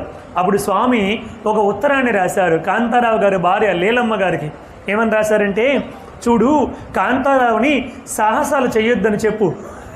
స్వామి హెడ్డింగ్, కాంతారావుని సాహసాలు చేయొద్దని చెప్పు, సముద్ర గండం నుంచి నేనే కాపాడుకున్నాను, మీ కుటుంబాన్ని అందరినీ కూడా నేను ఎప్పుడూ కాపాడుతూనే ఉంటాను అని స్వామివారు స్వయంగా ఉత్తరం రాశారు. బాబావారు సుమారు ఒక 1000 ఉత్తరాలు పైన రాశారండి భక్తులకి. చాలామంది భక్తులకి స్వయంగా పెన్ను పేపర్ పట్టుకొని ఉత్తరాలు రాశారు. అవి కూడా యూట్యూబ్లో ఆ సేమ్ యాజ్ ఇట్ ఈజ్ రైటింగ్తో అలా చెబుతూ దానికి వివరణ ఇస్తూ భక్తులు మాట్లాడుతూ ఉన్నారన్నమాట. చాలామందికి స్వామి ఉత్తరాలు రాశారు. సరే, ఆ తర్వాత స్వామి దయతో తన కూతురికి వివాహ ముహూర్తాన్ని కూడా స్వామి పెట్టారు. కొంతకాలం అయిన తర్వాత ఒకసారి ఏం జరిగిందంటే, వివాహం అయిన తర్వాత కూతుర్ని హైదరాబాద్ ఇచ్చారు. వీళ్ళేమో మద్రాసులో ఉండేవారు, కాంతారావు గారు వీళ్ళందరూ. అలాంటప్పుడు వివాహం అయిన తర్వాత కూతుర్ని కన్నవారింటికి తల్లిళ్ళు తీసుకొస్తుంది. ఒక చోట సీట్ ఉంటే ట్రైన్లో అక్కడ పడుకోకుండా బాగా గాలి వేస్తుందని విండో సీట్కి మారారు వీళ్ళు. మారినప్పుడు బాపట్ల దగ్గరికి వచ్చేసరికి వీళ్ళకి బాగా నిద్ర పట్టేసిందంట. నిద్ర పట్టేస్తే దొంగలు ఆ సూట్ కేసు ఎత్తుకొని పోయారు. అందులో చాలా విలువైనటువంటి బంగారపు ఆభరణాలు అన్నీ కూడా ఉన్నాయి. అవన్నీ ఆ దొంగలు పట్టుకొని పోయారు. వీళ్ళు తర్వాత చూసుకొని ఒంగోలులో దిగి పోలీస్ స్టేషన్లో కంప్లైంట్ కూడా ఇచ్చారు, కానీ దొరకలేదు. ఇలా అయిపోయింది. ఒక 3 మాసాలు గడిచాక ఈ దొంగతనం జరిగి ఈ బంగారపు ఆభరణాలు పోగొట్టుకొని ఒక 3 నెలలు గడిచిన తర్వాత కాంతారావు గారు ఎక్కడెక్కడో షూటింగ్లో ఉన్నారు. అక్కడి నుంచి నేరుగా బెంగళూరుకి వచ్చారు. స్వామి బెంగళూరులో ఉన్నారని తెలుసుకొని బెంగళూరుకి వచ్చారు. రాగానే స్వామి అడిగారు, దొరికాయా అని అడిగారు స్వామి. రాగానే ఆయన, స్వామి ఏమిటి? అదే ఆ ట్రైన్లో వస్తువులు పోగొట్టుకున్నారు కదా, దొరికాయా? అవి దొరకవులే, ఎందుకంటే ఆ దొంగలు మీకంటే మంచి భక్తులు, అందుకే అవి దొరకవు అన్నారు స్వామి. దొంగలు కూడా మంచి భక్తులే అన్నారు స్వామి. అవి దొరకవులే అన్నారు స్వామి. అనేసి నీ భార్యని రేపు రమ్మని చెప్పు దర్శనానికి అన్నారు స్వామి. అప్పుడు వాళ్ళ భార్యకి ట్రంక్ కాల్ చేస్తే ఆ భార్య కూడా దర్శనానికి వచ్చింది. అప్పుడు స్వామి అన్నారు, నీకు అనవసరంగా మంచి బెర్త్ సీట్ ఇస్తే అక్కడ కూర్చోకుండా గాలి కోసమని ఇక్కడికి మారావు. చూడండి, ప్రతి పిన్ పాయింట్ చెప్పారు స్వామి. నువ్వు ఏ బెర్త్లో కూర్చోవాలి, ఏ బెర్త్లోనికి మారావు, దొంగలేమో సూట్ కేసు పట్టుకొని పోయారు అని స్వామివారు చెప్పారు. తర్వాత అన్నారు, అత్తింటివారు పెట్టే మాటలు అమ్మాయి భరించలేకపోతుంది అని స్వామివారు అన్నారు. గురు పౌర్ణమికి పుట్టపర్తికి రండి అని చెప్పారు. ఆ విధంగా గురు పౌర్ణమికి వీళ్ళందరూ కలిసి పుట్టపర్తికి వెళ్ళారు. అలా వెళ్ళగానే స్వామివారు రాగానే వీళ్ళకి ఒక డైమండ్ నెక్లెస్, రుబీలతో తయారు చేయబడినటువంటి డైమండ్ నెక్లెస్ ఒకటి ఇచ్చారు. సృష్టించలేదు, మామూలుగా ఇచ్చారు. ఇలా తీసి ఇచ్చారు మామూలుగా. ఎక్కువ బంగారంతో ఉన్నటువంటి గొలుసు ఇచ్చారు. ఇచ్చి అప్పుడు స్వామి అన్నారు, చూడు ఇక అత్తింటి వారు ఏమీ అనర్లే, ఎందుకంటే పోగొట్టుకున్న బంగారం కంటే ఈ బంగారం చాలా రెట్లు ఎక్కువ, ఇంకా వాళ్ళు ఏమీ అనర్లే అని బాబావారు ఇచ్చారు. కారణం ఏమిటంటే, మీరు ఒక్కసారి చూస్తే కాంతారావు గారు ఒక 5 సినిమాలు సొంతగా నిర్మాతగా తీశారండి. తీసి చాలా అప్పులైపోయారు. ఒక దశలో ఆత్మహత్య చేసుకుందాం అన్న స్టేజ్కి వెళ్ళిపోయారు కాంతారావు గారు. అటువంటి పరిస్థితుల్లో స్వామి అంటే మరి కర్మ కదా, అది ఆ కర్మ అనుభవించాలి. కానీ స్వామి మాత్రం ప్రేమ చూపిస్తూ ఆ యొక్క బిడ్డ పోగొట్టుకున్నటువంటి వస్తువుల్ని స్వామి కొనేసి వాళ్ళకిచ్చి, ఇంకా అత్తగారు ఏమీ అనర్లే, పర్వాలేదు, పోగొట్టుకున్న బంగారం కంటే ఈ బంగారం చాలా రెట్లు ఎక్కువ, ఇవ్వు అని చెప్పి ఆ బిడ్డను పంపించారు. కాంతారావు గారు ఈ విషయాన్ని చెబుతూ, ఇలాంటి అవాంతరాలు నాకు ఎన్నో కలిగాయి, ఆర్థికంగా స్వామి నాకు ఎంతో సహాయపడి నన్ను ఎల్లప్పుడూ కాపాడుకుంటూ వచ్చారు. 1999లో షిరిడి సాయి, పర్తి సాయి దివ్య కథ అన్నటువంటి స్వామివారి జీవిత చరిత్రలో నన్ను స్వామివారు తండ్రి పాత్ర ఇచ్చి నన్ను అనుగ్రహించారు బాబావారు అని చెప్పారు మన కత్తి కాంతారావు గారు. జై బోలో భగవాన్ శ్రీ సత్యసాయి బాబాజీకి. మనందరికీ తెలిసినటువంటి సద్గురోత్తములైనటువంటి విద్యా ప్రకాశానందగిరి స్వామి మనందరికీ తెలుసు కదండి. గీతా మకరందం అని చెప్పి ఒక అద్భుతమైనటువంటి గ్రంథాన్ని ఈ లోకానికి అందించారు. ఆ రోజులలో విద్యాప్రకాశానందగిరి గారు, స్వామి సుందర చైతన్యానంద స్వామి వారు విపరీతంగా జనబాహుల్యంలో తిరిగి అందరికీ కూడా భగవద్గీత యొక్క ప్రచారాన్ని, జ్ఞానాన్ని అద్భుతముగా అందించారన్నమాట. ఆ రోజుల్లో వాళ్ళు టాప్ పొజిషన్లో ఉండేవారన్నమాట. ఇప్పుడు మనకి చాగంటి గారు, గరికపాటి గారు, వద్దిపర్తి పద్మాకర్ గారు, పరిపూర్ణ స్వామి వారు, చిన్నజీయరి స్వామి వారు, ఇట్లా వీళ్ళందరూ, ఎట్లా మాడుగులు నాగఫణి శర్మ గారు, ఇట్లా వీళ్ళందరూ సామవేదం సన్ముఖ శర్మ గారు, ఇట్లా వీళ్ళందరూ ఎలా ఉన్నారో అప్పట్లో వాళ్ళు టాప్ మాట. ఇప్పుడున్న సౌకర్యాలు లేవు, అయినా వాళ్ళు కష్టపడి ధర్మ ప్రచారణ చేసుకుంటూ వచ్చారు. ఆయన ఒకసారి స్వామివారిని ఒక ధర్మ ప్రచార సమావేశానికి ముఖ్య అతిథిగా ఆహ్వానించడానికి 1974 ఫిబ్రవరి 29వ తేదీ 1974 ఫిబ్రవరి 29వ తేదీ నాడు పుట్టపర్తికి వచ్చారు.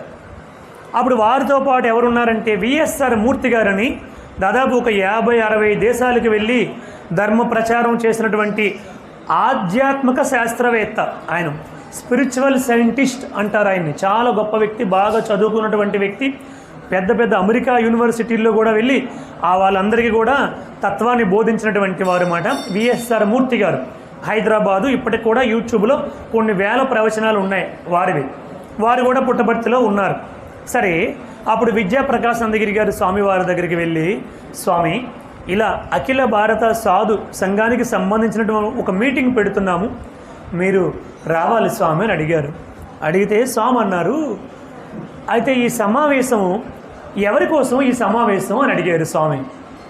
ఈయన ఒక్కసారి ఎవరి కోసం అంటే ఏం చెప్పాలి స్వామి అంటే, అట్లా కాదు విద్యాప్రకాశానంద, జ్ఞానులకి ఈ సత్సంగాలు అవసరం లేదు. చూడండి స్వామి చెప్పిన మాట చూడండి, జ్ఞానులకి ఈ సత్సంగాలు అవసరం లేదు.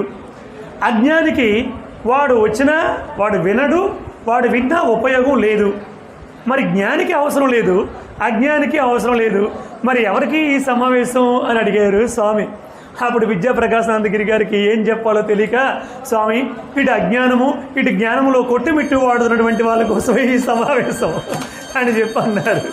సరే, చాలా సంతోషం, ఎందుకు ఎక్కడో పెట్టుకొని ఖర్చులన్నీ పెట్టుకుంటావు, ఇక్కడే పుట్టపర్తిలోనే పెట్టుకో, ఏ ఖర్చు అవసరం లేదు, భోజనాలు, అకామిడేషను, వచ్చినటువంటి వాళ్ళందరికీ కూడా అన్నీ నేను చూసుకుంటాను, ఇక్కడే పెట్టుకో అని స్వామివారు చెప్పారు. చాలా సంతోషం స్వామి అని 3 రోజులు సమావేశాలు అన్నమాట. అప్పుడు సరే స్వామి చాలా ఆనందపడ్డారు. చాలా విషయాలు మాట్లాడుతూ స్వామి అడిగారు, విద్యాప్రకాశానంద, నువ్వు భగవద్గీత అంతా రాసావు కదా, నీకు ఎప్పుడైనా శ్రీకృష్ణ పరమాత్ముడు దర్శనం అయ్యిందా అని అడిగారు. స్వామి కాలేదు స్వామి అన్నారు.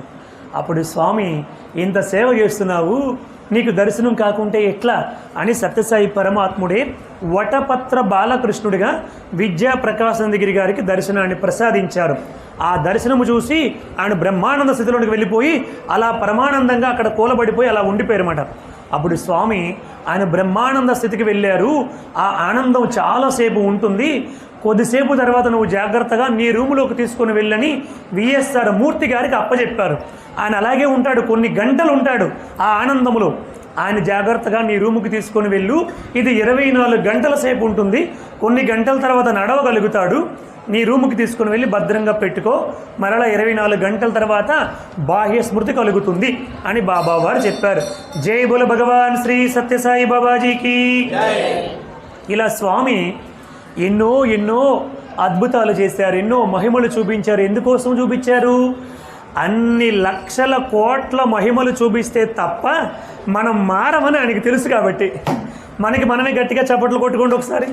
మనం అంత గొప్పవాళ్ళం అన్నమాట. మనం ఎంత గొప్పవాళ్ళం అంటే దేవుడితో కూడా అప్పుడే మారం మేము. ఇంకా కొన్ని లీలలు చూపించు, ఇంకా కొన్ని చూపిస్తే అప్పుడు ఆలోచిస్తాం, ఇంకా నువ్వు మరి కొన్ని చూపిస్తే అప్పుడు ఆలోచిస్తాం అన్న రేంజ్ మాట మనది.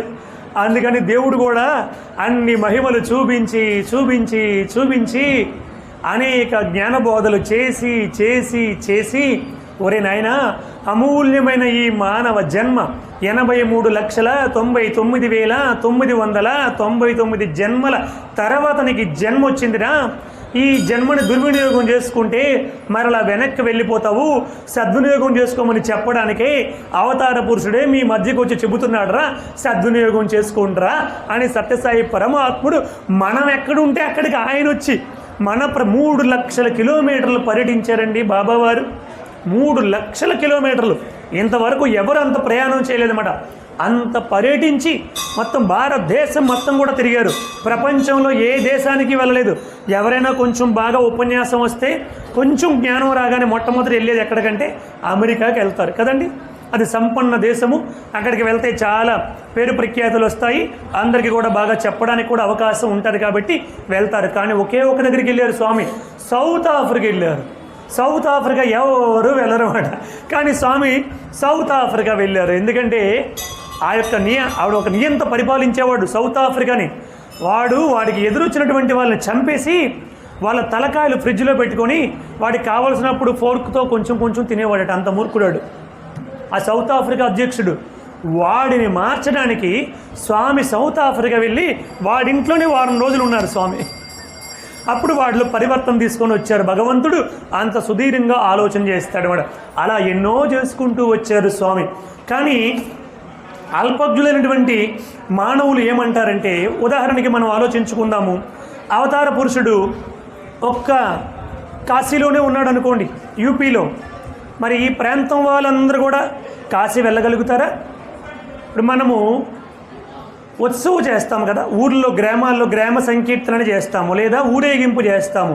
మనకు అర్థమయ్యే భాషలో పల్లకీ ఉత్సవం. ఎందుకు చేస్తామండి పల్లకీ ఉత్సవం? ఎవరైనా వృద్ధాప్యము వల్ల, లేదా అనారోగ్యము వల్ల, లేదా స్త్రీలు కొన్ని కారణాల వల్ల భగవంతుడి యొక్క దర్శనాన్ని చేసుకోలేకపోతారేమో అని భగవంతుడిని వాళ్ళ దగ్గరికి తీసుకొని వెళ్ళినటువంటిదే ఊరేగింపు, లేదా పల్లకీ ఉత్సవము, లేదా మహానగర సంకీర్తన అంటే కదండి. ఎవరు మిస్ అవ్వకూడదని కదా మనం అన్ని వీధుల్లోని కూడా చేస్తాము. అలాగే భగవంతుడి కూడా కాశీలో మాత్రమే ఉంటే, ఇక్కడ ఉన్నటువంటి వాడు కాశీకి ఎక్కడ వెళ్తాడు? కన్యాకుమారుడు ఉండేవాడు కాశీకి వెళ్ళాలంటే చాలా దూరం కదా. అందుకని భగవంతుడు అక్కడ అవతరించాడు, ఇక్కడ అవతరించాడు, అన్ని ప్రాంతాల్లో కూడా అవతరించి తన దివ్యత్వాన్ని వ్యక్తపరిచాడు. సౌరాష్ట్రే సోమనాథంచ, శ్రీశైలే మల్లికార్జున, ఉజ్జయిన్యాం మహాకాలం, ఓంకారమమరేశ్వరం, ప్రజ్వల్యాం వైద్యనాథంచ, డాకిన్యాం భీమశంకరం, సేతుబందేతు రామేశం, నాగేశం దారుకావనే, వారణాశ్యాంతు విశ్వేశం, త్రయంబకం గౌతమీతటే, హిమాలయేతు కేదారం, గృష్ణేశంచ శివాలయే అంటూ 12 జ్యోతిర్లింగాల రూపంలో మొత్తం అంతా కూడా వ్యాపించారా లేదా? ఇంకా అమ్మవారు శక్తిపీఠాల్లో 18 శక్తిపీఠాలుగా వ్యాపించారు. ఇలా భగవంతుడే భక్తుల దగ్గరికి, అన్ని ప్రాంతాల్లో ఉన్నటువంటి భక్తులందరినీ కూడా ఉద్ధరించడానికి భగవంతుడే అవతరిస్తూ ఉంటాడన్నమాట. దాంతోపాటు కొంతమంది భక్తులు గొప్ప తపస్సు చేసి జన్మిస్తారు. ఆ భక్తుడి యొక్క తపస్సు కోసం ఆయన ఏ రూపంలో రమ్మంటే ఆ రూపంలో దేవుడు వచ్చాడు కదండి. అలా కూడా చాలా అవతారాలు వచ్చాయి. అవతారాలు రావడానికి అలా అనేక కారణాలు ఉన్నాయి. కానీ మానవుడు అల్పమైనటువంటి జ్ఞానముతో దేవుడిని డిసైడ్ చేస్తాడు. ఏమంటాడంటే, ఆయన దేవుడు కాదు, ఆయన కనుక దేవుడు అయి ఉంటే ఈయనకి రోగాన్ని తగ్గించవచ్చు కదా, ఆయన దేవుడైతే మరి వీళ్ళకి అన్నీ జరుగుతున్నాయి, కొంతమందికి పార్షియాలిటీ ఉంది, కొంతమందికి మంచి జరుగుతుంది, కొంతమందికి ఎప్పుడు కష్టాలే, కొంతమందికి ఎప్పుడు బాధలే, నిజంగా దేవుడే కనుక అయితే ఇలా చెయ్యొచ్చు కదా అని అనుకొని దేవుడిని మార్చుకుంటూ వెళ్తాడు మానవుడు కదా. కొద్ది కాలం ఈ దేవుడిని నమ్ముతాడు, అక్కడ ఆయనకు అనుకున్నది అవ్వకపోతే మరొక దేవుడిని మొక్కుతాడు, అది అవ్వకపోతే మరొక దేవుడిని మొక్కుతాడు కదా. ఇలా మార్చుకుంటూ వెళ్తాడు. చివరికి ఇంకా ఆయనకి కష్టాలు కనుక తగ్గకపోతే ఏమంటాడు? అసలు దేవుడే లేడయ్యా అంటాడు కదా. అసలు దేవుడే లేడు, ఇదంతా ఉట్టిదని వాళ్ళ తెలివితేటలతో, వాళ్ళ యుక్తితో ఎవడైతే బతుకుతున్నాడో వాడే బాగుపడ్డాడు, ఆ తెలివితేటలు యుక్తి లేనటువంటి వాడు పాడైపోయాడు అని కూడా చెప్పినటువంటి వాళ్ళు చాలామంది ఉన్నారు. అవునంటారా కాదంటండి? చాలామందికి ఆ కష్టాలు బాధలు తట్టుకోలేనప్పుడు అలాగే మాట్లాడతారు. దానికి స్వామి చెప్పారు ఒకసారి, చూడండి, ఒక ప్రధానమంత్రి ఉంటాడు కదండి. ఇప్పుడు మన దేశానికి ప్రధానమంత్రి ఎవరండి? కొంచెం పక్కన. ఎవరు ప్రధానమంత్రి? నరేంద్ర మోడీ గారు. రాష్ట్రానికి ముఖ్యమంత్రి ఉంటాడు, లేదా ఒక కలెక్టర్ ఉంటాడు, లేదా ఒక మినిస్టర్ ఉంటాడు. ఇప్పుడు మీరందరూ మీ ఎవరి మీద వేస్తే బాగోదు కాబట్టి నా మీద వేసుకుంటాను. మీరందరూ వెళ్ళి నన్ను తీసుకుని వెళ్ళి, ఈ అన్నాజీరావు ఎంత బాగా ఉపన్యాసం చెప్తున్నాడండి, సూపర్గా ఉపన్యాసం చెప్తున్నాడు, ఇతడి పాపం ఎవరి దగ్గర ఎటువంటిది ఆశించకుండా స్వామివారి దివ్య సందేశాన్ని చెప్పుకుంటూ ఉండాలంటే ఇతడికి కనీసం ఒక గవర్నమెంట్ స్కూల్లో టీచర్ ఉద్యోగం ఇస్తే ఆ ఉద్యోగం చెప్పుకొని సాయంత్రం 5 అయిపోయిన తర్వాత గ్రామాల్లోనికి వెళ్ళి అద్భుతం అద్భుతంగా ప్రవచనాలు చెప్తాడు, మేమందరం ఈ సంతకాలు పెడతాం, మీరు ఉద్యోగం ఇవ్వండి అని అంటే కలెక్టర్ గారు ఉద్యోగం ఇస్తారండి? అదేంటండి, కలెక్టర్ ఇవ్వాలనుకుంటే ఇవ్వగలడుగా. సరే, పోనీ ముఖ్యమంత్రి గారు ఎవరా? ఏమండి ఎవరు? ప్రధానమంత్రి గారు కానీ ఇస్తారా? ఇవ్వరు. ఎందుకు ఇవ్వరు? రేపు నాకు ఇమ్మంటే ఎల్లుండి ఆయనకి ఇమ్మంటావు, అవతల నాడు ఈవిడికి ఇమ్మంటావు, ఆ తర్వాత ఇంకొకరికి ఇమ్మంటావు. ఇలా అందరూ కూడా అప్పుడు ఎవరు కూడా ఎటువంటి క్వాలిఫికేషన్ లేకుండా, అర్హత లేకుండా ఉద్యోగాల్లో కూర్చుంటారు కదా. అందుకనే దేవుడు ఏం చెప్పాడు, నాయన నువ్వు అర్హత సాధిస్తేనే నీకు ఉద్యోగం. మనం రాసుకున్న రాజ్యాంగం మనం పెట్టుకున్నాం, ఖచ్చితంగా ఇన్ని మార్కులు రావాల్సిందే, ఇలా పాస్ అవ్వాలి, ఇలా అయితేనే ఈ ఉద్యోగం వస్తుంది, పోలీస్ ఉద్యోగం రావాలంటే ఇది, కలెక్టర్ ఉద్యోగం రావాలంటే ఇది, డాక్టర్ ఉద్యోగం రావాలంటే ఇది. ఇట్లా పెట్టుకున్నామా లేదా? దానిని ఎవరైనా ఉల్లంఘిస్తారా? ముఖ్యమంత్రి కూడా తన కళ్ళ ముందు ఎవరినైనా ఒక బాధపడే వ్యక్తిని చూస్తే వాడికి కావాలంటే కొంత డబ్బు ఇస్తాడు, కాకపోతే ఏదైనా ఒక రిక్షా కొని పెడతాడు, లేకపోతే ఒక ఆటో కొని పెడతాడు. వాడు బ్రతకడానికి ఏది జీవనాధారం అది ఇస్తాడు తప్ప అర్హత లేని ఉద్యోగం మాత్రం ఇవ్వడు కదండి. అంటే there is need a qualification కదండి. ఒక అర్హత అన్నటువంటిది అవసరం కదా. అలా అర్హత పెట్టకపోతే ప్రతి ఒక్కరు కూడా వెళ్ళి ఉద్యోగాలు సంపాదిస్తారు. అప్పుడు ఏమవుతుంది, సమాజం భ్రష్టు పట్టిపోతుంది కదండి. దానికోసం పెట్టారు కదా ఈ రూల్స్ అన్నీ కూడా, సమాజాన్ని ఒక పద్ధతిగా నడపడానికి పెట్టారు కదా.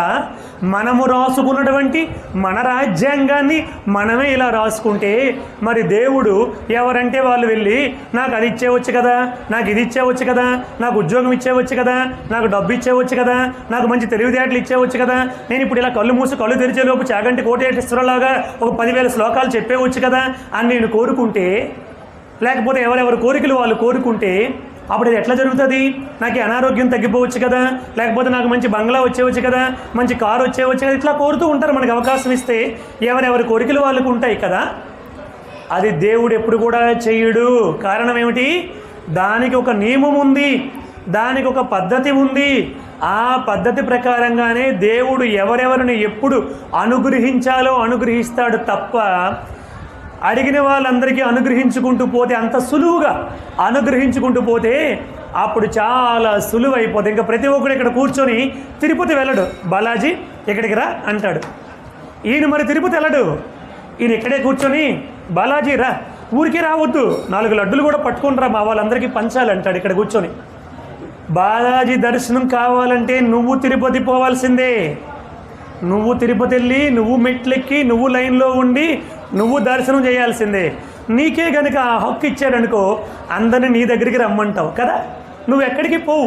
అటువంటివి ఇంకెన్నైనా మీరు ఊహించుకోండి. నేను టూకీగా సమయభావన వల్ల కొద్దిగా చెప్పాను. దేవుడు తాలూకా నియమాలు కొన్ని ఉంటాయి, కానీ ఆయనకి ఉన్నటువంటి అర్హత ఏమిటంటే భగవంతుడి యొక్క అనుగ్రహాన్ని, అర్హత పొందడమే అనుగ్రహము. గుర్తుపెట్టుకోండి. ఇక్కడేమో పాస్ అవ్వడమే ఉద్యోగానికి ఎలిజిబిలిటీ కదండి, అక్కడేమో అర్హత పొందడమే అనుగ్రహానికి కారణము. భగవంతుడి అనుగ్రహం మనం పొందాలంటే ముందు క్వాలిఫై అవ్వాలి, అర్హత పొందాలి.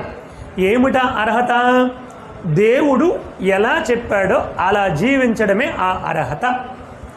ప్రతి సమస్యకి పరిష్కారం ఉంది మన శాస్త్రములో, ప్రతి సమస్యకి పరిష్కారం ఉంది. బాహ్యములో మనకి తలనొప్పి వస్తే పరిష్కారం ఉందా లేదండి? ట్యాబ్లెట్ వేసుకుంటే పరిష్కారం అవుతుంది. చెయ్యి విరిగిపోయింది అనుకోండి, ఏమవుతుంది? ప్లాస్టిక్ సర్జరీ చేసి మరలా చెయ్యి అతికిస్తున్నారు, అవునా లేదా? కడుపులో ఏదైనా ప్రాబ్లం వస్తే ఆపరేషన్ చేస్తున్నారు. కంటి సమస్య వస్తే కొన్ని డబ్బులు ఖర్చు అయినా, ఒక 10,000, 20,000, 50,000 ఖర్చు అయినా పరిష్కారం ఉంది కదండి. ఇంకా పరిష్కారం లేదన్నాడు అనుకో, మానవులందరూ ఏమవుతారు? మొత్తం అందరూ కూడా ఏదో ఒక అనారోగ్యంతో ఇంకా జీవితాంతం బాధపడాల్సిందే. పరిష్కారం ఉంది కదా ప్రపంచంలో.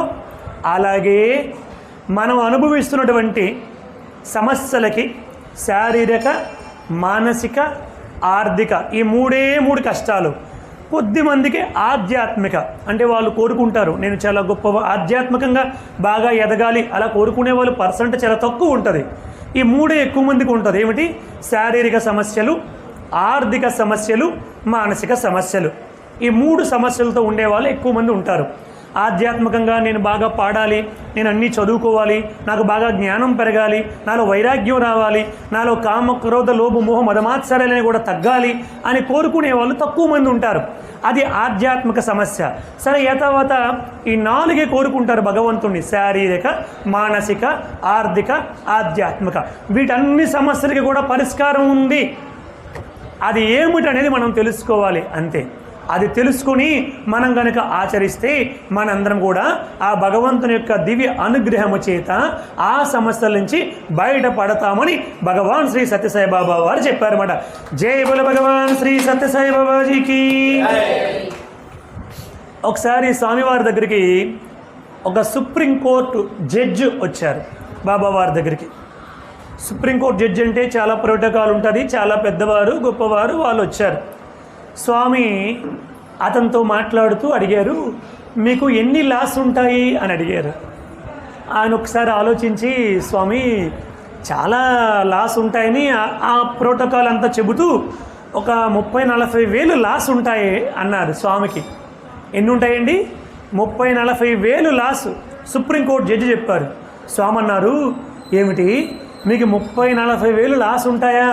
కానీ భగవంతుడికి ఈ విశ్వం మొత్తాన్ని నడిపించడానికి, విశ్వం మొత్తాన్ని, మళ్ళీ మన ఇండియాలో అమెరికా వెళ్తే చెల్లదు కదండి, అక్కడ లాస్ వేరేగా ఉంటాయి, వేరే దేశంలో లాస్ వేరేగా ఉంటాయి. మన భారతదేశాన్ని నడిపించడానికే మీకు 30-40 వేల లాస్ ఉంటే భగవంతుడికి మాత్రము ఈ విశ్వం మొత్తాన్ని నడిపించడానికి ఒకటే ఒక లా ఉంది, అదే లా ఆఫ్ కర్మ అన్నారు బాబావారు. అంతే, కర్మతోనే ఈ విశ్వం మొత్తం కూడా నడుస్తుంది కదండి. ఎవరెవరు చేసిన కర్మను బట్టి వారి వారి ఫలితాల ద్వారా ఈ విశ్వం మొత్తం కూడా నడుస్తుంది అని చెప్పారు బాబావారు. ఇలా స్వామి అనేక సందర్భాల్లో అనేక విధాలుగా జ్ఞానాన్ని కలిగిస్తూ తన దివ్యత్వాన్ని వ్యక్తం చేసుకుంటూ వచ్చారు. స్వామివారి దగ్గరికి 1957 ప్రాంతంలో తుని రైల్వే స్టేషన్ నుంచి ఒక స్టేషన్ మాస్టర్ కొంతమంది భక్తులు పుట్టపర్తి బాబా గారి గురించి చెబుతూ ఉంటే విని తెలుసుకొని పుట్టపర్తికి వచ్చాడు. అతను స్టేషన్ మాస్టర్, రైల్వే స్టేషన్లో స్టేషన్ మాస్టర్. తుని అంటే ఎక్కడుందంటే అన్నవరం ఉంది కదండి, అన్నవరం సత్యనారాయణ స్వామి వారు ఉన్నారు కదా, ఆ తర్వాత స్టేషనే తుని. సరే, అక్కడి నుంచి పుట్టపర్తికి వచ్చాడు. చాలామంది ట్రైన్లో వచ్చినప్పుడు కూడా బాగా భజనలు చేసుకోవడము, సత్సంగాలు చేసుకోవడము, పుస్తకాలు చదవడము, స్వామివారి గురించే మాట్లాడుకుంటూ పుట్టపర్తికి వచ్చారు. స్వామి అలా భక్తులందరి మధ్య తిరుగుతూ మాట్లాడుతూ ఉన్నారు. ప్రతి ఒక్కరూ స్వామివారికి విభూతి ఇవ్వడము, స్వామివారు ఆ విభూతి ప్యాకెట్ని ఆశీర్వదిస్తే వాళ్ళ ఇంటికి తెచ్చుకోవడము, ఏదైనా చిత్రపటం ఇవ్వడము, లేకపోతే వాళ్ళ కష్టాలు ఏమైనా ఉత్తరంలో రాసి బాబా వారికి ఇవ్వడం, ఇలా చేస్తున్నారు. ఈ స్టేషన్ మాస్టరు పాపం మొదటిసారి వచ్చాడు పుట్టపర్తి, అవేమీ తెలియక అలా చూస్తున్నాడు. స్వామి అలా వచ్చారు. ఒక అతను ఒక 2 నిమ్మకాయలు పట్టుకున్నాడు. జాగ్రత్తగా వినండి. 2 నిమ్మకాయలు చేతిలో పట్టుకున్నారు. స్వామి వచ్చి ఆ 2 నిమ్మకాయలు తీశారు. ఒక నిమ్మకాయ మీద ఒక నిమ్మకాయ పెట్టారు. ఇలా పెట్టి, station master how much this అన్నారు. స్టేషన్ మాస్టర్ ఇది ఎంత అని అడిగారు. ఈయన ఒకసారి చూసి, ఇప్పుడు దాని విలువ ఎంత చెప్పాలా, లేకపోతే అది ఏ ఆకారంలో కనిపిస్తుందో చెప్పాలా అని ఆలోచించి, అది నిమ్మకాయ 0 ఆకారంలో ఉంటుంది. 0 మీద 0 పెడితే 8 లాగా కనిపిస్తుంది కదండి. స్టేషన్ మాస్టర్ అన్నారు, స్వామి దట్ ఈజ్ 8 స్వామి అన్నాడు. స్వామి అది 8 స్వామి అన్నాడు. అంతే, ఇంకేం మాట్లాడలేదు. స్వామి వెళ్ళిపోయారు. తర్వాత ఒక 20 సంవత్సరాల తర్వాత పుట్టపర్తి వచ్చాడు అతను. అంతవరకు మరి రాలే. ప్రారంధం అనేది ఒకటి ఉంటుంది కదా, ఆ ప్రారంధం ప్రకారంగానే మనం వెళ్తాం ఎక్కడికి వెళ్ళాలన్నా. ఒక 20 సంవత్సరాల పుట్టపర్తికి రాలేకపోయాడు. ఆ తర్వాత 20 సంవత్సరాల తర్వాత మరలా పుట్టపర్తి వచ్చాడు ఈ స్టేషన్ మాస్టర్. ట్రైన్లో అందరూ మాట్లాడుకుంటున్నారు. నాకు ఈ అనుభవం జరిగిందండి, ఇలా జరిగిందండి అని చెబుతూ ఉంటే అతను అన్నాడు, నాకు కూడా ఒక అనుభవం జరిగిందండి. ఏమిటో బాబా గారు పక్కన 2 నిమ్మకాయలు తీసుకున్నారు, ఒక నిమ్మకాయ మీద ఇంకొక నిమ్మకాయ పెట్టారు, హౌ మచ్ దిస్ అన్నారు. స్వామి దట్ ఈజ్ 8 అన్నాను. ఇదే నా అనుభవం అండి, కానీ నాకు ఇప్పటికీ అదేటో అర్థం కాలేదండి అన్నాడు. స్వామి అన్నారంటే, స్వామి చేశారంటే దాని వెనకాతల ఏదో పెద్ద కారణం ఉంటుంది. అది నీకు ఇప్పుడు తెలియకపోవచ్చు, కానీ తప్పకుండా తెలుస్తుందిలే అన్నారు. ఇప్పుడు పుట్టపర్తి వస్తే వేల మంది భక్తులు పెరిగిపోయారు. ఎటు చూసినా పెద్ద విశాలమైనటువంటి భవంతులు వచ్చేసాయి. నేను ఎంత దురదృష్టవంతుణ్ణి, అప్పుడు వచ్చాను, తక్కువ మంది ఉండేవారు. స్వామి చాలా ప్రేమగా అందరికీ దగ్గర నుంచి దర్శనం అయ్యేది, బాగా మాట్లాడేవారు, నేను రాలేకపోయానని చాలా బాధపడ్డాడు. ఇప్పుడు అతను వచ్చి లైన్లో కూర్చున్నాడు. స్వామి అలా వస్తూ వస్తూ ఈయన అనుకుంటున్నాడు మనసులో, ఎప్పుడో 20 సంవత్సరాలు అయిపోయింది, సాయిబాబా వరకు నేను అసలు గుర్తుంటానా, మర్చిపోయి ఉంటారు, ఇన్ని వేల మంది భక్తుల్లో ఏం గుర్తుపడతారు అనుకుంటూ మనసులో అనుకున్నాడు. స్వామి అలా వచ్చి ఈ స్టేషన్ మాస్టర్ దగ్గరికి వచ్చి, station master that 8 is this 8 కదా అన్నారు. అలా అనేసరికి ఆయన ఒక్కసారి లేచి స్వామి పాదాలపైన పడి కన్నీరు మున్నీరుగా విలపించారు. స్వామి వెళ్ళిపోయారు. అప్పుడు ఆ పక్కన ఉన్నవారు, ఎందుకంటే అలా ఏడుస్తున్నారు, అసలు ఏం జరిగింది అన్నారు. ఏం జరిగిందంటే 20 సంవత్సరాల క్రిందట నేను బాబా గారి దగ్గరికి వచ్చాను, ఇలా 2 నిమ్మకాయలు పెట్టి అడిగారు, ఒక దాని మీద ఒకటి పెట్టి హౌ మచ్ దిస్ అన్నారు. స్వామి దట్ ఈజ్ 8 అన్నాను. వాస్తవంగా ఏం జరిగిందంటే నాకు 7 కూతుర్లు పుట్టారు, 8వ వాడు కొడుకు పుట్టాడు. ఆ కొడుకును తీసుకొని ఇప్పుడు నేను పుట్టపర్తి వచ్చాను. స్వామి వాడిని చూపించి స్టేషన్ మాస్టర్ ఆ 8 ఈ 8 కదా అన్నారని చెప్పాడు మాట. అంతే. ఎక్కడదండి చూడండి, 20 సంవత్సరాల క్రింద వస్తే స్వామి ఏం మాట్లాడకుండా 2 నిమ్మకాయలు తీసుకుని ఒక దాని మీద ఒకటి పెట్టి station master how much this అన్నారు. అంటే ఆయన ఏమన్నారు, స్వామి దట్ ఈజ్ 8 స్వామి అన్నాడు. అంతే. ఆ ఒక్క మాట ఆయన నోటి నుంచి రప్పించారు స్వామి. ఏమని? 8 స్వామి, అది 8 అనిపించారు. ఇప్పుడు 20 సంవత్సరాల తర్వాత వస్తే ఏం జరిగింది? 7 కూతుర్లు పుట్టారు. కొడుకు పుడతాడని చూస్తే 8వ వాడు కొడుకు పుట్టాడు. స్వామికి ముందే తెలుసు వీడికి 8వ వాడు కొడుకు పుడతాడని. అందుకని ఆయన నోట్లో నుంచి 8 అని రప్పించారు. స్వామి ఏమి మాట్లాడకుండా station master that 8 is this 8 కదా అన్నారు. ఆ 8 ఈ 8 కదా అన్నారు. అంతే. ఆయనకి మొత్తం కూడా జ్ఞప్తికి వచ్చేసింది. అది స్వామివారి యొక్క దివ్యత్వం అంటే. జై బోలో భగవాన్ శ్రీ సత్యసాయి బాబాజీకి. అట్లా స్వామివారు ఎంతోమందిని తన యొక్క దివ్యత్వంతో వారిలో చైతన్యాన్ని కలిగించి వారందరూ కూడా మంచి భక్తులుగా, మంచి సేవకులుగా సమాజానికి ఉపయోగపడేలాగా చేశారు. మహా మూర్ఖులను కూడా స్వామివారు మార్చారు. కల్పగిరి అనే ఒక వ్యక్తి వరంగల్ ప్రాంతంలో ఒక కుగ్రామంలో జన్మించాడు. అతడు కోపముతో ఒక గొడవలో ఒక వ్యక్తిని హత్య చేశాడు. అతని పేరు కల్పగిరి. క్షణికమైన ఆవేశంలో ఒక వ్యక్తిని చంపేసి పారిపోయి హిమాలయాలకు వెళ్ళిపోయి ఇంకా ఎవరికి కనిపించకుండా గెడ్డాలు మీసాలని కూడా పెంచుకొని కాషాయ వస్త్రాలు వేసుకొని అక్కడ చాలా కాలం పాటు ఉండి ఇంకా అక్కడ ఎక్కువ కాలం ఉండలేక తీర్థయాత్రలు చేద్దామని అనేక ప్రాంతాలు తిరగడం మొదలుపెట్టాడు. 4 సంవత్సరాలు అలా తిరగడం మొదలుపెట్టాడు. ఎవరికి కనిపించకుండా గెడ్డాలు మీసాలు అంతా మొత్తం ఆకారం మారిపోయి. హత్య చేసినటువంటి హంతకుడు కల్పగిరి అలా తిరిగి బెంగళూరు వచ్చాడు. అక్కడ కొంతమంది చెప్పారు, షిరిడి సాయిబాబాయే మరలా సత్యసాయిబాబాగా పుట్టపర్తిలో పుట్టారు అని చెప్పారు. చెబితే సరే చూద్దాము, అవతార పురుషులు అంటున్నారు, షిరిడి సాయిబాబా వారి దగ్గరికి నేను వెళ్ళాను, చూశాను అని పుట్టపర్తికి వచ్చారు. షిరిడి వెళ్ళాడు, పుట్టపర్తి కూడా వచ్చాడు. అలా రాగానే స్వామి ఆయన ఒక్కడిని జాగ్రత్తగా ఎంట్రీ గదిలోనికి తీసుకుని వెళ్ళి, కల్పగిరి వేషం మార్చినంత మాత్రాన, రూపం మార్చినంత మాత్రాన, తీర్థయాత్రలు చేసినంత మాత్రాన, గంగలో మునిగినంత మాత్రాన చేసిన పాపం వదిలిపెడుతుందా? చాలా తప్పు. నా మాట విను. నువ్వు వేయాల్సినటువంటిది కాషాయ వస్త్రము కాదు, నువ్వు వేయాల్సినటువంటిది తెల్ల బట్టలు. ఇదిగో ఈ తెల్ల దోవ తీస్తున్నాను, కట్టుకొని వెళ్ళిపోయి నీ పోలీస్ స్టేషన్కి వెళ్ళిపోయి నువ్వు లొంగిపో. తప్పు చేశానని నువ్వు లొంగిపో. నీకు శిక్ష వేస్తారు, నిన్ను నేను తప్పిస్తాను. నీకు శిక్ష లేకుండా నువ్వు మరలా బయటకు వస్తావు. అప్పుడు నీకు నేను స్వయంగా నా స్వహస్తాలతో కాషాయ వస్త్రము, జపమాల నేను ఇస్తాను కల్పగిరి, నన్ను నమ్ము అని స్వామివారు చెప్పారు. అలా స్వామి ఒక్కసారి మొత్తం పాఠం చదివినట్టుగా ఆయన చరిత్ర అంతా చెప్పేసరికి స్వామివారు పాదాలపైన పడిపోయాడు. స్వామి, నిజంగా నేను పోలీసులకు లొంగిపోతే నేను మరలా బయటకు వస్తానా? హత్య చేశాను కదండి, నేను చూసుకుంటాను, నా మాట మీద నీకు విశ్వాసం ఉంది కదా అని అడిగారు స్వామి. స్వామి, మీ మాట పైన నాకు విశ్వాసం కలుగుతుంది స్వామి. లేదు, నా మాట నమ్ము కల్పగిరి, నువ్వు వెళ్ళి లొంగిపో అన్నారు. అంతే. శిక్ష అనుభవించేస్తే ఈ జన్మతో పోతుంది, లేకపోతే మళ్ళీ జన్మెత్తాలి నువ్వు అని స్వామి గొప్ప జ్ఞానాన్ని బోధించారు. నేరుగా వాళ్ళ ఊరికి వెళ్ళి, నేనే పలానా వ్యక్తిని చంపేశానండి, ఆ కల్పగిరిని నేనే అని పోలీస్ స్టేషన్లో లొంగిపోయాడు. వరంగల్ జైల్లో పెట్టారు అతనికి. ఆ తర్వాత జడ్జిమెంట్ అంతా వచ్చిన తర్వాత యావజ్జీవ కారాగార శిక్ష, అంటే ఒక రకంగా మరణ శిక్ష, జైల్లోనే చచ్చిపోయేటంత వరకు జైల్లోనే ఉంచండి అని తీర్పిచ్చారు జడ్జి గారు. కాలం గడుస్తూ ఉంది. కల్పగిరి వాళ్ళందరికీ బాబా గారి గురించి చెప్పడం మొదలుపెట్టాడు. జైల్లో ఉన్నటువంటి వాళ్ళందరికీ చాలా క్రమశిక్షణగా ఉండేవాడు. అందరికీ సేవ యొక్క గొప్పతనాన్ని చెప్పడం మొదలుపెట్టాడు. అందరితో భజనలు చేయించడం మొదలుపెట్టాడు. ఇలా జైలులో ఉన్నటువంటి హంతకులందరూ కూడా నెమ్మదిగా భక్తులుగా మారిపోవడం మొదలుపెట్టారు. అందరూ క్రమశిక్షణగా భోజనం దగ్గర కానీ, ఏదైనా పని చెప్పినా, ఏదైనా సహాయం చేయమన్నా అన్ని దగ్గరలో క్రమశిక్షణగా మారిపోయారు. ఇలా కాలం గడుస్తుంది. స్వామివారికి ఉత్తరాలు రాస్తే స్వామివారు వరంగల్ జైలుకి ఉత్తరం రాశారు కల్పగిరికి. అలా చాలా ఉత్తరాలు స్వామి రాసేవారు. స్వామికి కల్పగిరి కూడా ఉత్తరాలు రాసేవాడు. వాళ్ళిద్దరి మధ్య అలా జరుగుతూ వచ్చింది. స్వామివారు సత్యం శివం సుందరం పుస్తకాలు, మరికొన్ని భక్తుల అనుభవాలు పుస్తకాలు, ఇవన్నీ భజన పుస్తకాలు, ఇవన్నీ కూడా వరంగల్ జైలుకి పంపించేవారు. కల్పగిరి వాళ్ళందరికీ కూడా భజనలు చెప్పడము, గొప్ప గొప్ప ఆ ఋషికేశ్ అవన్నీ కూడా తిరిగాడు కదా హిమాలయాల్లో, కొంచెం జ్ఞానం కూడా సంపాదించాడు. క్షణికావేశంలో హజ చేసాడు కానీ జ్ఞానం కూడా సంపాదించాడు. ఇప్పుడు అతనిలో మార్పు వచ్చింది. చివరికి రాష్ట్రపతికి క్షమాభిక్షకి అభ్యర్థన చేసుకోమని స్వామివారు ఉత్తరం రాశారు.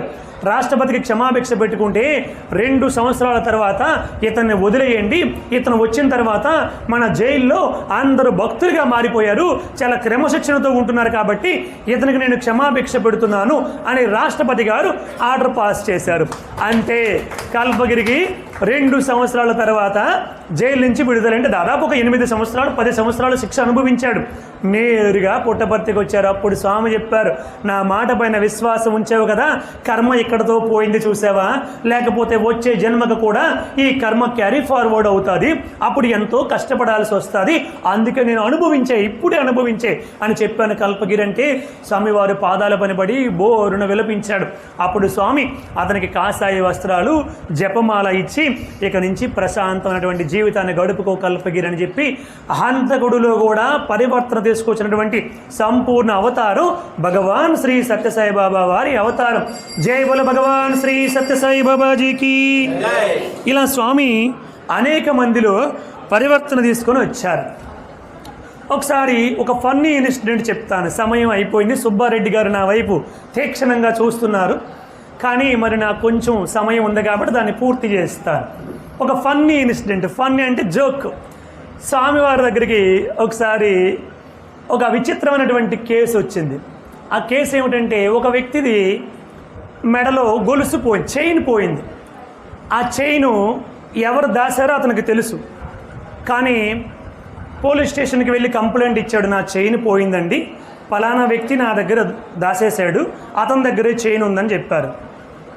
ఆయన వచ్చారు, అడిగితే ఆ చైను నాదేనండి అంటూ దబాయించడం మొదలుపెట్టాడు. సరే ఇంకెందుకులే అని చెప్పి ఎవరో చెబితే సాయిబాబా వారి దగ్గరికి వెళ్తే ఏదైనా కొంచెం స్వస్థత కలుగుతుందని పుట్టపర్తికి వచ్చారు. బాబాల దగ్గరికి వచ్చిన వాళ్ళందరూ బాధల్లో ఉండేవాళ్ళు, కష్టాల్లో ఉండేవాళ్ళు. స్వామి అంటారన్నమాట, నా దగ్గరికి వచ్చిన వాళ్ళందరూ కూడా 90% మంది కష్టాల్లో ఉన్నటువంటి వాళ్ళు, బాధల్లో ఉన్నటువంటి వాళ్ళు, సమస్యల్లో ఉన్న వాళ్ళే దైవం దగ్గరికి వస్తారు. ఒక 10% ఉంటారు ముక్తి కోరుకునే వాళ్ళు, మోక్షాన్ని కోరుకునే వాళ్ళు కదా. కాబట్టి ఈయన కూడా వెళ్ళాడు. స్వామి ఇలా జరిగిందని చెప్పంటే స్వామి అన్నారు, నువ్వు నేను చెప్పింది చెప్పినట్లు, జోక్ ఇది మీరు బాగా వినాలి, నేను చెప్పింది చెప్పినట్లు చేస్తే నీ చైన్ నీకు వస్తుంది అన్నారు స్వామి. స్వామి మీ మీద నమ్మకంతో అందరూ చెబితే వచ్చాను స్వామి, మీరు చెప్పింది చెప్పినట్లు చేస్తాను స్వామి అన్నాడు. అయితే నువ్వు కోర్టులో కేసు వెయ్యి అన్నారు. స్వామి పోలీస్ స్టేషన్లో కంప్లైంట్ ఇచ్చాను, కానీ అది వాళ్ళు నమ్మడం లేదు నా మాట, నేను చెప్తున్నాను కదా, నువ్వు కోర్టులో కేసు ఫైల్ చేయి, జడ్జు విచారణ చేస్తాడు, విచారణ చేసినప్పుడు నువ్వు 3 ప్రశ్నలు అడుగు జడ్జిని అన్నారు. స్వామి జడ్జిను నేను ప్రశ్న అడిగితే జడ్జి ఊరుకుంటాడు, నువ్వు నా మాట విను అన్నారు స్వామి. సరే స్వామి చెప్పండి ఏమిటా 3 ప్రశ్నలు. జడ్జి గారికి నువ్వేం అడగాలంటే, జడ్జి గారు మీరు ప్రతిరోజు సేవింగ్ చేసుకుంటారా అని అడుగు. స్వామి నేను చెప్తున్నాను కదా నీకు చైన్ కావాలా వద్దా స్వామి, చైన్ కావాలి స్వామి. అయితే జడ్జి గారు మీరు సేవింగ్ చేసుకుంటారా లేదా అని అడుగు. జడ్జి గారు చేసుకుంటానని చెప్తారు. అద్దం చూసే చేసుకుంటారా, అద్దం చూడకుండా చేసుకుంటారా అని అడుగు. స్వామి ఇలాంటి ప్రశ్నలు జడ్జిని వేస్తే నేను చెప్తున్నాను కదా అడుగు అన్నారు స్వామి. సరే స్వామి 3వ ప్రశ్న, అయితే మీ గడ్డం పైన ఎన్ని వెంట్రుకలు ఉన్నాయో చెప్పండి అని అడుగు. స్వామి నాకు చైన్ వద్దు, ఏం వద్దు, నేను వెళ్ళిపోతానులే స్వామి, వాళ్ళు జైల్లో పెట్టేటట్టుగా ఉన్నారు, ఈ ప్రశ్నలు వేస్తాంటే నీవు నా మాట విను, నువ్వు అడుగు అన్నారు స్వామి. ఏమిటో చూద్దాం, ఈ స్వామి మహిమ ఏమిటో చూద్దామని కేసు పెట్టాడు.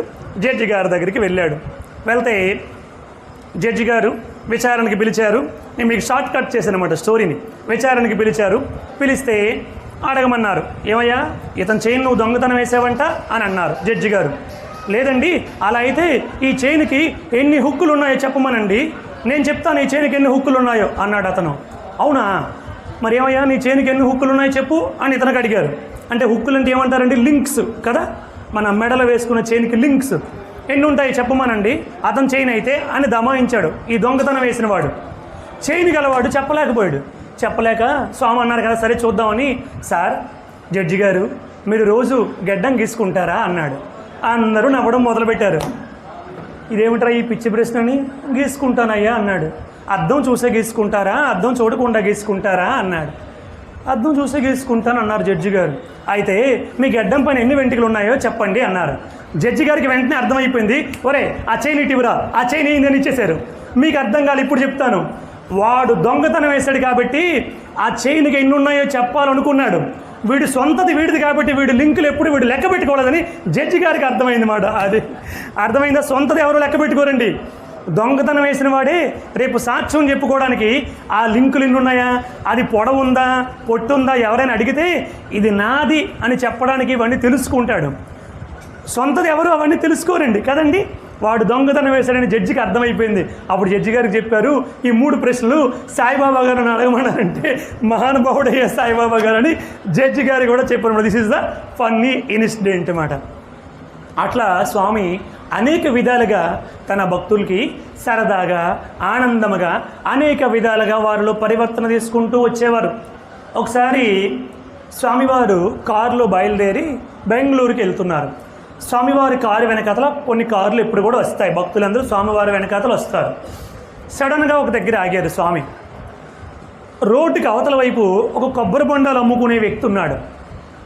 స్వామి కారు దిగి టక్క టక్క నడుచుకుంటా కొబ్బరి బొండాలు అమ్ముకునే వాడి దగ్గరికి వెళ్ళారు. వాడు స్వామిని చూసి బిత్తరపోయాడు. ఈయన ఏమిటి నా దగ్గరికి వస్తున్నారు, ఈయన కోసం అక్కడ అందరూ కూడా పెద్ద పెద్ద వాళ్ళు అందరూ కూడా వేల మంది ఈయన కోసం ఉంటే ఈయన వస్తున్నాడు ఏమిటి, ఇది కళ ఏమిటా అని భయంగా చూశాడు. స్వామి వెళ్ళగానే స్వామి వెనకాతల మిగతా భక్తులందరూ కూడా వెళ్ళారు. స్వామి అన్నారు, ఏదో ఒక కొబ్బరి బొండం ఇవ్వు అన్నారు. అంటే ఆయన గడగడ వణికిపోతూ, స్వామిని భయం వేసేసింది అన్నమాట. స్వామిని చూడగానే వణికిపోతూ ఒక బొండం తీసి కొట్టలేక కొట్టాడు. కొట్టి మొత్తానికి స్వామికి ఇచ్చారు. స్వామి ఆ బొండం తీసుకొని పక్కనే ఉన్న అనిల్ కుమార్ గారు, బాబా గారికి ట్రాన్స్లేటర్ అన్నమాట, అనిల్ కుమార్ గారికి ఇచ్చారు. అనిల్ కుమార్ తాగు అన్నారు. తాగమనగా గడగడ తాగేశాడు అనిల్ కుమార్ గారు. స్వామి జోబులో నుంచి ఒక 500 రూపాయలు కొన్ని తీసి, అవి ఏంటనేది ఎవరు చూడలేదు, కొన్ని తీసి అతనికి ఇచ్చారు.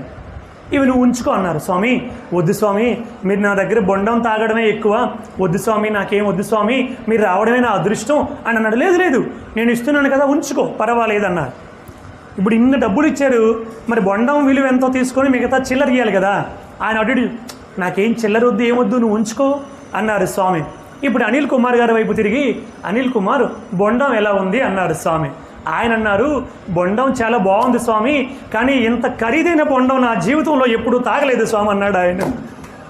బొండం ఎంత ఉంటుంది, ఒక 20 రూపాయలు 30 రూపాయలు ఉంటుంది, ఇప్పుడైతే ఒక 40 రూపాయలు 50 రూపాయలు ఉంటుంది, కానీ ఎంత ఖరీదైన బొండం నేను ఎప్పుడూ తాగలేదంటే స్వామి అన్నారు, చూడు ఇక్కడ ఎందుకు ఆగి బొండం తాగానంటే, ఈరోజు వీడింటికి వాడి కుమార్తెని చూడడానికి పెళ్లి వాళ్ళు వస్తున్నారు. వాడి భార్య ఏం చెప్పిందంటే, మీరు తెల్లవారి వెళ్ళి 11 గంటలకల్లా బొండాలు అమ్ముకొని స్నానం చేసుకొని ఇంటికి వచ్చేయండి. వాళ్ళు 11:30కి వస్తామన్నారు పెళ్లి వాళ్ళు మన అమ్మాయిని చూడడానికి. మీరు వస్తూ మార్కెట్కి వెళ్ళి కొన్ని ఏమైనా స్వీట్స్, కొన్ని ఏమైనా మన భేదవాళ్ళమైనా మన స్థాయికి తగ్గట్టుగా ఏదో ఒకటి పెట్టాలి కదా ఇంటికి వచ్చిన వాళ్ళకి. ఆ స్వీట్స్, హాట్స్, డ్రింకు ఏదైనా తీసుకొని వచ్చేయండి అని వీడి భార్య చెప్పింది. కర్మ కొలిది వీడు ఉదయం 3 గంటలకి మార్కెట్కి వెళ్ళాడు. బొండాలన్నీ కొనేసి తెచ్చి ఇక్కడ పెట్టుకొని కూర్చున్నాడు. వీడికి ఇంతవరకు బోనియే పడలేదు. వాడు అలాగ మనస్సులో ఎంతో మదన పడిపోయి, భగవంతుడా ఏమిటి మా ఇంటికి మా అమ్మాయిని చూడడానికి పెళ్లి వాళ్ళు వస్తే ఇంతవరకు నాకు డబ్బులే రాలేదే, మరి నేను ఎప్పుడు వెళ్తాను, ఎప్పుడు స్వీట్స్, హాట్స్, డ్రింక్స్ కొనేసి మా ఇంటికి పట్టుకొని వెళ్తాను అని మదన పడిపోతుంటే వాడి ప్రార్థన నన్ను కదిలించి ఇక్కడికి తీసుకొని వచ్చింది, అందుకోసం నేను వచ్చి వాడికి డబ్బులు ఇచ్చాను అని చెప్పారు బాబా వారు. చూడండి ఒక బొండలు అమ్ముకునే వారి దగ్గరికి, మీకు మొన్నటి రోజు చెప్పాను, ఒక చెప్పులు కొట్టుకునే ఇంటి వారికి సత్యసాయి పరమాత్ముడు నేరుగా వాళ్ళ ఇంటికి వెళ్ళి కొంచెం మజ్జిగ అడిగి తీసుకొని తాగేసి వచ్చారన్నమాట బాబావారు. ఇలా స్వామి అనేక రకాలైనటువంటి విశేషాలు చేస్తూ ఉండేవారు. ఒకసారి చిత్తూరు నాగయ్య గారు స్వామివారి దగ్గర ఉన్నారు. అలా ఉండేటప్పుడే ఒక ఇద్దరు స్నేహితులు వచ్చారు. అందులో ఒక అతని తాలూకా విలువైనటువంటి బంగారపు వస్తువు పోయింది. ఇంకొక ఇద్దరు స్నేహితులు కలిసి వచ్చారు. స్వామి వాళ్ళిద్దరు వస్తూ ఉంటే చిత్తూరు నాగయ్య గారికి చెప్పారు, చూడు అందులో వస్తున్నటువంటి వాళ్ళిద్దరిలో ఒకడు దొంగ, ఒకడు దొర అన్నారు స్వామి. నాగయ్య గారు అన్నారు, స్వామి దొంగ ఏమిటి దొర ఏమిటి అన్నారు. చూడు అర్థం అవుతుంది అన్నారు స్వామి. నాగయ్య గారు చాలా ఇంట్రెస్ట్గా చూడడం మొదలుపెట్టారు చిత్తూరు నాగయ్య గారు. స్వామి వాళ్ళిద్దరు స్వామి దగ్గరికి వచ్చి, స్వామి నేను నిన్న రాత్ర ఇక్కడ ధర్మవరం దగ్గర ఒక ఆశ్రమంలో పడుకుంటే నా విలువైనటువంటి ఆభరణం పోయింది స్వామి, ఎవరో దాచేస్తారన్నారు.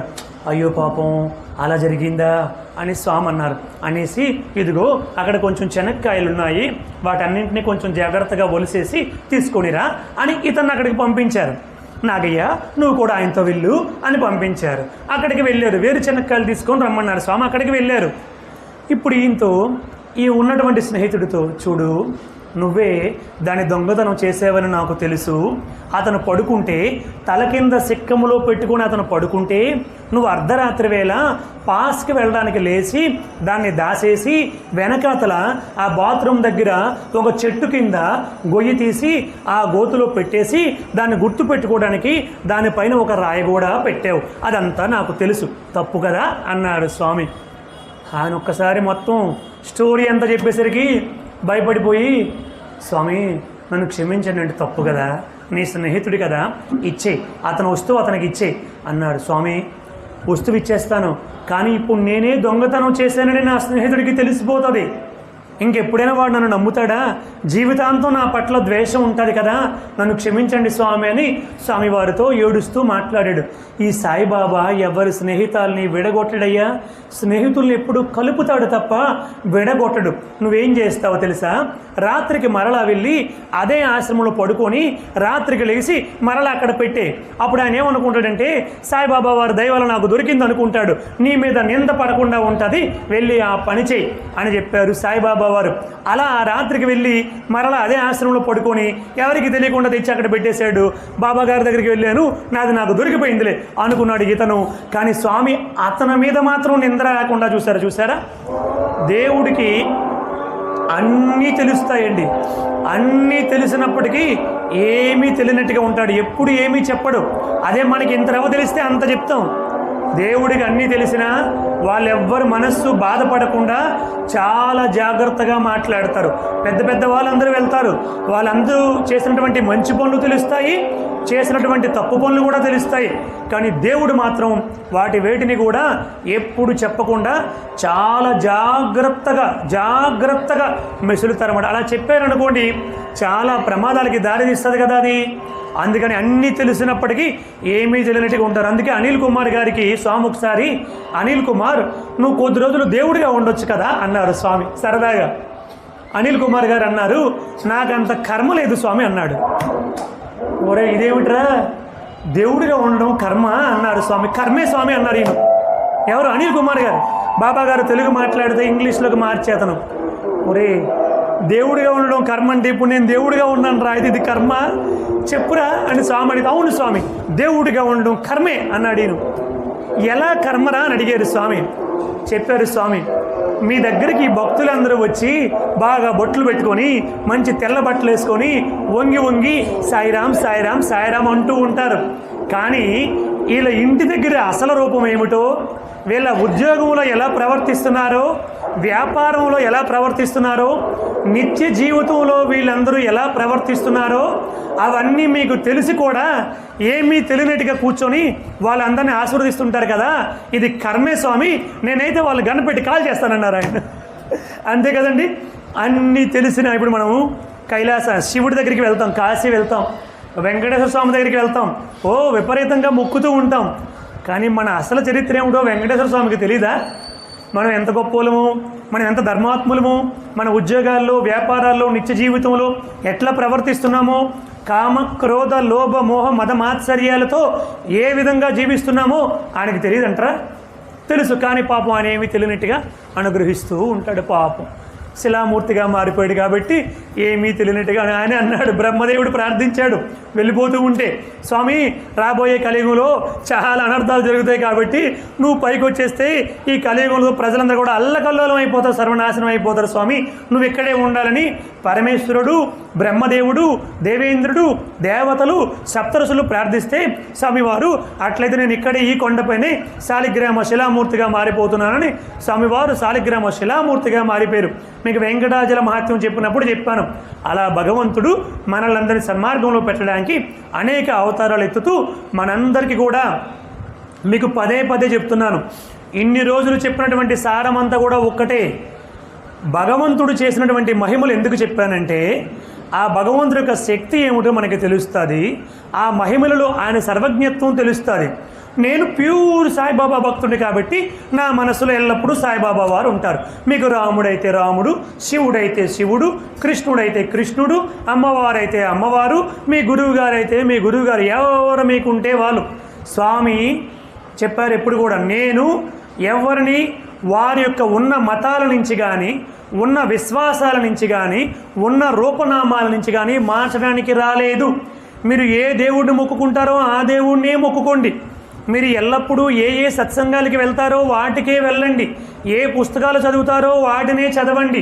కానీ దేవుడు తాలూకా శక్తి ఏమిటో, దేవుడు తాలూకా స్థితి ఏమిటో, ఆయన సర్వజ్ఞత్వం ఏమిటో, ఆయన శక్తిమంతం ఏమిటో మీకు తెలియడానికే ఇన్ని రోజుల పాటు బాబా వారి యొక్క మహిమలన్నీ కూడా చెప్పాను. దాని ద్వారా మనకు అర్థమవుతుంది మన దేవుడికి మనం ఎక్కడ ఏం చేస్తున్నామో అన్నీ తెలిసిపోతాయా తెలియవా? మీరందరూ ఇష్టపడే రాముడికి, కృష్ణుడికి, శివుడికి, మనందరికీ ఇష్టమైనటువంటి అనేక దేవతామూర్తులు ఉన్నారు. వాళ్ళందరికీ మనం ఎప్పుడు ఎక్కడ ఏం చేస్తున్నా తెలిసిపోతుంది. కాబట్టి అవతార పురుషుడు చరిత్ర ఎందుకు తెలుసుకోవాలంటే అందుకు తెలుసుకోవాలి. చూడండి, అవతార పురుషుడు మీకు 140 కిలోమీటర్ల దూరంలో ఉన్నారు. మాకు శ్రీకాకుళానికి 1100 కిలోమీటర్లు. 1100 కిలోమీటర్ల నుంచి అవతార పురుషుడు సాకారంతో ఉండగా 50 సార్లు వచ్చి దర్శించుకున్నాను. నేను 50 సార్లు రాసుకున్నాను. ఎప్పుడెప్పుడు వచ్చాను, ఎప్పుడెప్పుడు ఎన్ని రోజులు ఉన్నాను, ఎప్పుడెప్పుడు ఎవరితో వచ్చానని నేను రాసుకున్నాను ఒక డైరీ. మరి ఇంత దగ్గరలో ఉండి మనం అవతార పురుషుడిని చూడలేకపోయాం.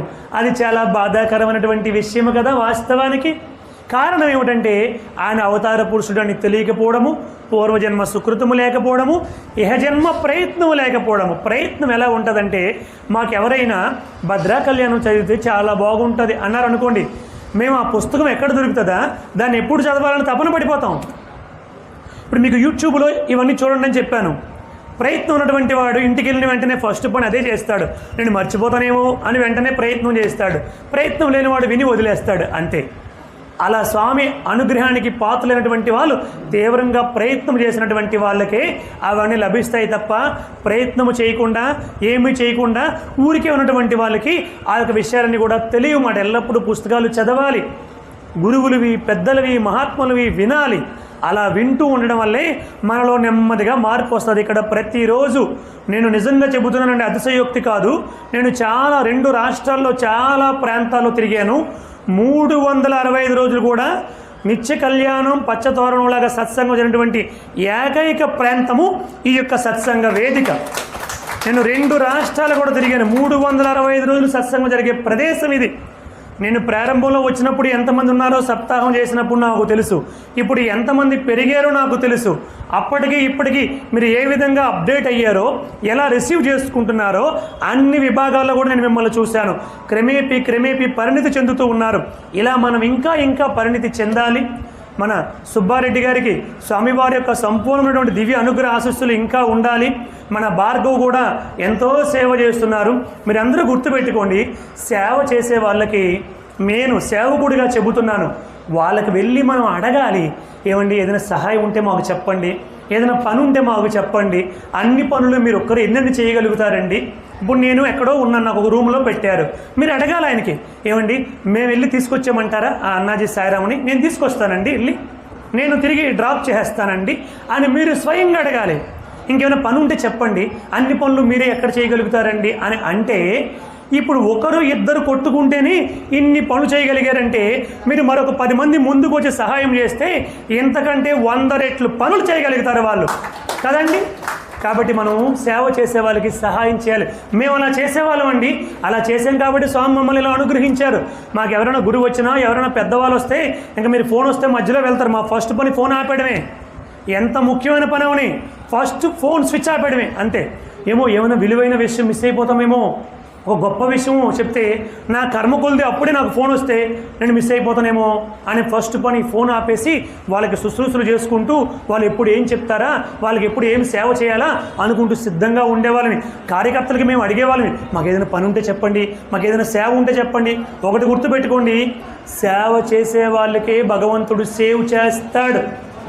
సేవ చేస్తే సేవ్ చేయబడతావు. ఒకటోది. లౌకికంగా తీసుకుంటే చేసే వాళ్ళకే ఎవరైనా చెప్తారు.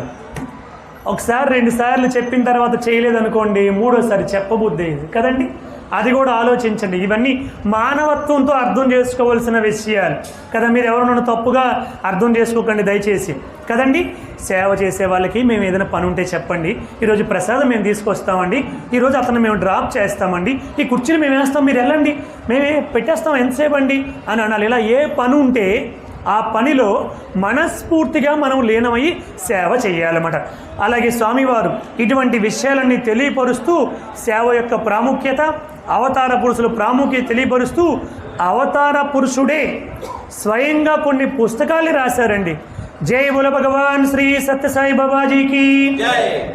బాబా వారు స్వయంగా పెన్ను పేపరు పట్టుకొని కొన్ని గ్రంథాలని రాశారు. ఏమిటంటే అవి ప్రేమవాహిని, సందేహ నివారిణి, ప్రశాంతివాహిని, ధ్యానవాహిని, జ్ఞానవాహిని, ధర్మవాహిని, భాగవత వాహిని, ఉపనిషత్ వాహిని, విద్యావాహిని, సత్యసాయి వాహిని, రామకథ రసవాహిని, లీలా కైవల్యవాహిని, గీతావాహిని, ప్రశ్నోత్తర వాహిని, సూత్రవాహిని అంటూ స్వామివారు 15 పుస్తకాలు రాశారండి. 15 మహాగ్రంథాలవి భగవంతుడే స్వయంగా రాసినటువంటివి. మాకు ఈ విషయం 15 సంవత్సరాల కిందట చెబితే వెంటనే వెళ్ళి ఆ 15 పుస్తకాలు కొనుక్కొని చదివామండి. అంటే భగవంతుడు స్వయంగా పుస్తకాలు రాశాడా, అందులో ఏముంటుందో తెలుసుకోవాలని వెంటనే కొని చదువుకునేవాళ్ళమాట. అలాగే స్వామివారి చరిత్ర సత్యం శివం సుందరం, పిన్ టు పిన్ స్వామి జన్మించినప్పటి నుంచి అవతారం వదిలిపెట్టినంత వరకు ఎక్కడెక్కడికి వెళ్ళారు, ఏమిటి చేశారు, ఎటువంటి కార్యక్రమాలు చేశారు అన్నటువంటివి అద్భుతంగా రచించారు. సత్యం శివం సుందరం. కాబట్టి అటువంటి అవతార పురుషుడి యొక్క దివ్య వైభవాన్ని, దివ్య చరిత్రని 7 రోజుల పాటు చెప్పుకునే భాగ్యాన్ని కలిగించినటువంటి భక్తాదులైనటువంటి మీ అందరికీ, మరియు అధ్యక్షులైనటువంటి సుబ్బారెడ్డి గారికి, మరియు భార్గవకి, కమిటీ సభ్యులకి అందరికీ నేను పేరు పేరు నా శిరస్సు వంచి నమస్కరిస్తూ అందరికీ సాయిరాం.